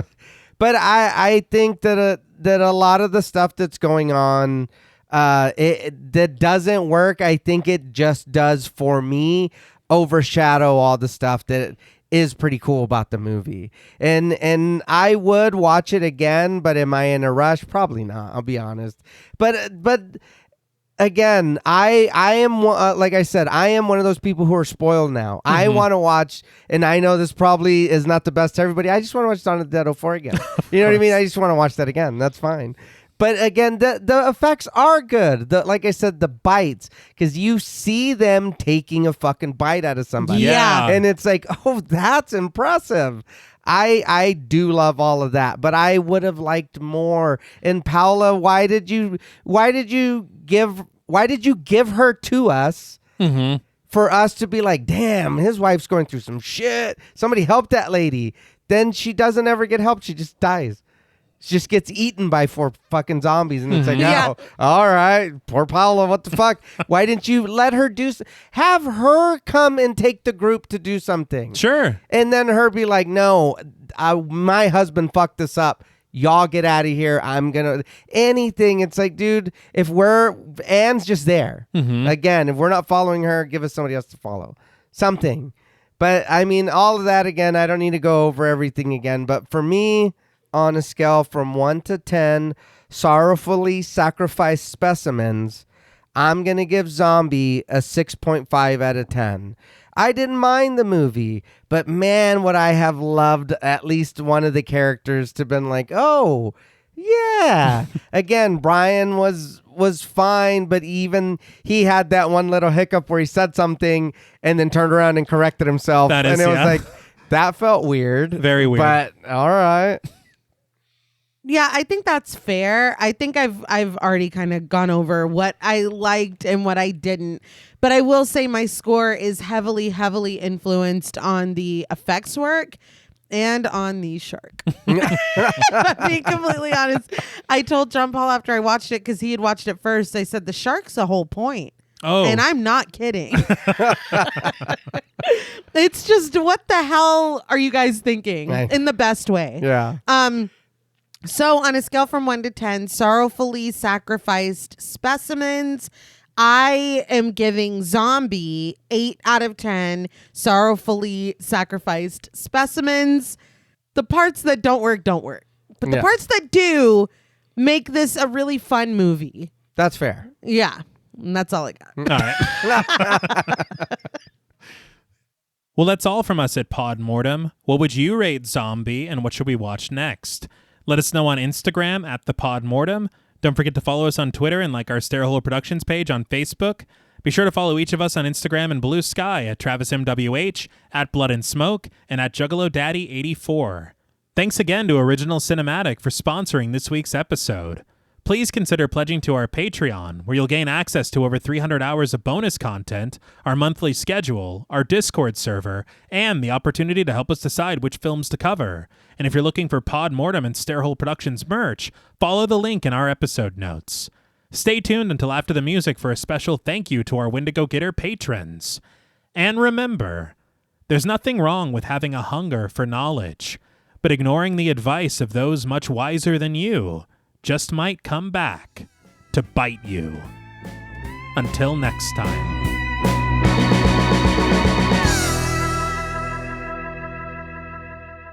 Thank you for staying tuned. We want to give a very special thank you to all of our Wendigo Getter patrons. Woo! Yeah! Excellent work. A special thank you to Chris Ontiveros, Kristen Lofton, Megan Martinez, Kimberly Bass, Sophie Hodson, Anthony Jerome M., Jordan Nash, Kent Morton, Lala Thomas, Travis Anissa Hunter, Miguel Myers ATX, Jennifer Perez, Allison O'Neill, Carissa, TJ and Angie Bronson, Andy Teague, Applin Ontiveros, Karima Rhodes, Kimberly Kleindienst, Bobby Holmes, Donna Eason, JD Rizak, Molly Gerhart, Armand Spasto, Aaron Aguirre, Eggy, William Barry, Charity Oxner, Amanda Six, Mandy Rainwater, Jordan Roberts, Dylan, Spencer Montalvo, Pancake the Panda, John Ramos, Michael Newting, Alexis Roberts, Itzy M, Gary Horton, Kate Lamp, Carlos and Sydney, Jessica Hunter, Helena Rudder, Alan Johnston, Mariah, Livy Fun, Scott Troutman Wise, Mozzie Bear, Dave Burke, Emma Hagel Kissinger, Valerie G, Emiliana, Taylor Santana, Will Lewison, Angelique, Smelly Poo Poo Head, Beth Bauer, Cookie, Esperanza J, Jason Kyle OKC, Joshua Rumley, Danielle Peralta, Sawyer P, Sahara, Girl That's Scary, Cassandra, Andrea Simmons, Ashley Higuera, William and Xxena Rush, Ryan Brom, Megan Ochoa, Laura Lassiter, Eileen O, Marissa E, Henry F., Megan M., Strangely Sarah, Christy Beck, Nancy and Andy, Amanda Lopez, Andy Terrell, Erica Morin, Tris Wynn, K.87, Mariah Jensen, Carrie A., Lonnie Lono, Powell, Kayla E., Maggie H., Murder Stina, Kristen Marcy, Ori 81 Boricua, Look Like That One Girl, Bog Boy, Felnez 63, Alita Pui, Probably My Jugs, Kate Thackeray, Wade Pack, A Lizard, Bay J, Jay Rich, Topher Williams, Elena Metler, Valerie K, Christy Lee Kruger, Professor of Humanities Laura McCarricker, Naomi, Josh Smith, Autumn Green, Abby Kopp, Crystal 831, Skank Sinatra, Morgan Alexander, Tony Osteen, Julie Fredborg, Rihanna S., Daniel Taylor, Anna Kate, Heather Ortiz, Kim H., August, Jenny May, Old School Cool, Malik Caselli Armstrong, Scarly D., Toya Shea, Katie, Martin Shaw, Star, Tyler J., Cam Davies, Patrick Hoagland, Raven, Wesley Tart, Kristen Jackson, Jacob Nordberg, Samantha, Damian Grant, Half Price Horror, Clemmy, Nisi Nay, Aaron Norman, Victoria Smith, Patricia A. Graham, Erasmo Pena, Danielle Wright, Chuck D., Tabitha Thomas, Connie Lingus, Richard Murray, Irene, Jordan McCarthy, Rosalind Harnias, Emily Rance, Amy, Lisa and Kathy, Mike H., Christian Sadler, Hannah, Sarah Jack, Casey L., Evelyn Knight, Paula Garcia, Nikki M., Megan and Alexandra Saldivar, Lisa Sykes, Kelsey Niemeyer Cook, Martina LaForce, JG, Morgan Novello, Ashley, Alex M., Brandon C., Gordon Sutherland, Georgia Renlin, Ashley Poe, Diana Joe, Connor Gormley, Carrie Parker, Katie Face, Jane Pillsbury, Caitlin Asher, Mia Franz, Pooh Bear, Spicy Caldera, This is the Zodiac Speaking, Jason the Ghost, Moldy Tic Tac, Brian Ward, Tanner Rutger, Gremlin Keeper 22, Sam Spade 666, Veronica, Kristen Rhodes, Daniel Laurent, Carmito, TVR, A Very Sweepy Baby, Nicholas Rage, A Lazy Boy, Nicola Williams, Sadison Miles, Stu Corbett, Brick O, Jada Nicole, Lost Fan 08, George L. Robertson, Mercedes X Bleeple, Joe Miller Apologist, Cool Trainer Elijah, Mrs. Bloomingdale, Sierra Duncan, Renee Hart, Meg Likes Sleep, Final Boy, Alani, Elizabeth Thompson, Joey, Michelle Nicole, The Lipstick Demon, Less Than Zombie, Franklin Badge, Sean Reeves, The Kryptonian Orphan, Melissa B., Elena C., Jillian Mumford, Evil Chris, Rex Term Raul, Witchy Poop 19, Brian Avers, Danielle Milton, Instant Horror, Skin Deep, Ashay Guevara, Aaron Mr. Clean Bashard, Henny Kravitz, Francisco Olmos, Paunchy Cat, Christina Perez, Buddy Boy Mac, Revamped, a Rewatch Podcast, Sarah Coolidge, Show Livia, Film Fiend, Catherine Clark, Brandon Brown, Jessica Hernandez, Camry, Amy Shipley Like the Donuts, Jack, Alyssa Muskites, Jennifer Hager, Byron Pittman, Sophia Mason, Most Unholy S'more, Pear Bear, Tom Blades, Bonnie Bazell, Crystal Reddy, Stu Mocker Fokker, Sean Weeks, Chardonnay Carlina, Samira Samuels, The Chief King, Nicholas Doba, Philip Thomas, Ashley Gravely, Kimberly Martinez, James Floyd, Stephanie, Hope Mowry, Abe the Camel, DGS, J. Taylor Art UK, Robert Murdoch, GQ, Danielle Carter, Jason Moore Please, Emily Jeffries, Joey Monda, Madison Basaw, Jasmine, Midnight Martini, Victor Rushing, Gavin Annette, Jennifer Monahan, Beetle Babley, Lucille Brooker, Tono and Tone, Mick K. Dingus, Brian Highsmith, Abigail Spitzer, Christina Juarez, Billy Williams, Robert Quadriguez, Wispy Rainbow, Bionic Shoulder Blade, Zachary Luke, Squid Fart, Amy Goodman, Spooky Gal 89, Alyssa Defoe, Trev Heron, Vicky Worgan, Brooke Ball, Jason, Ryan Skelton, Sage Pearsell,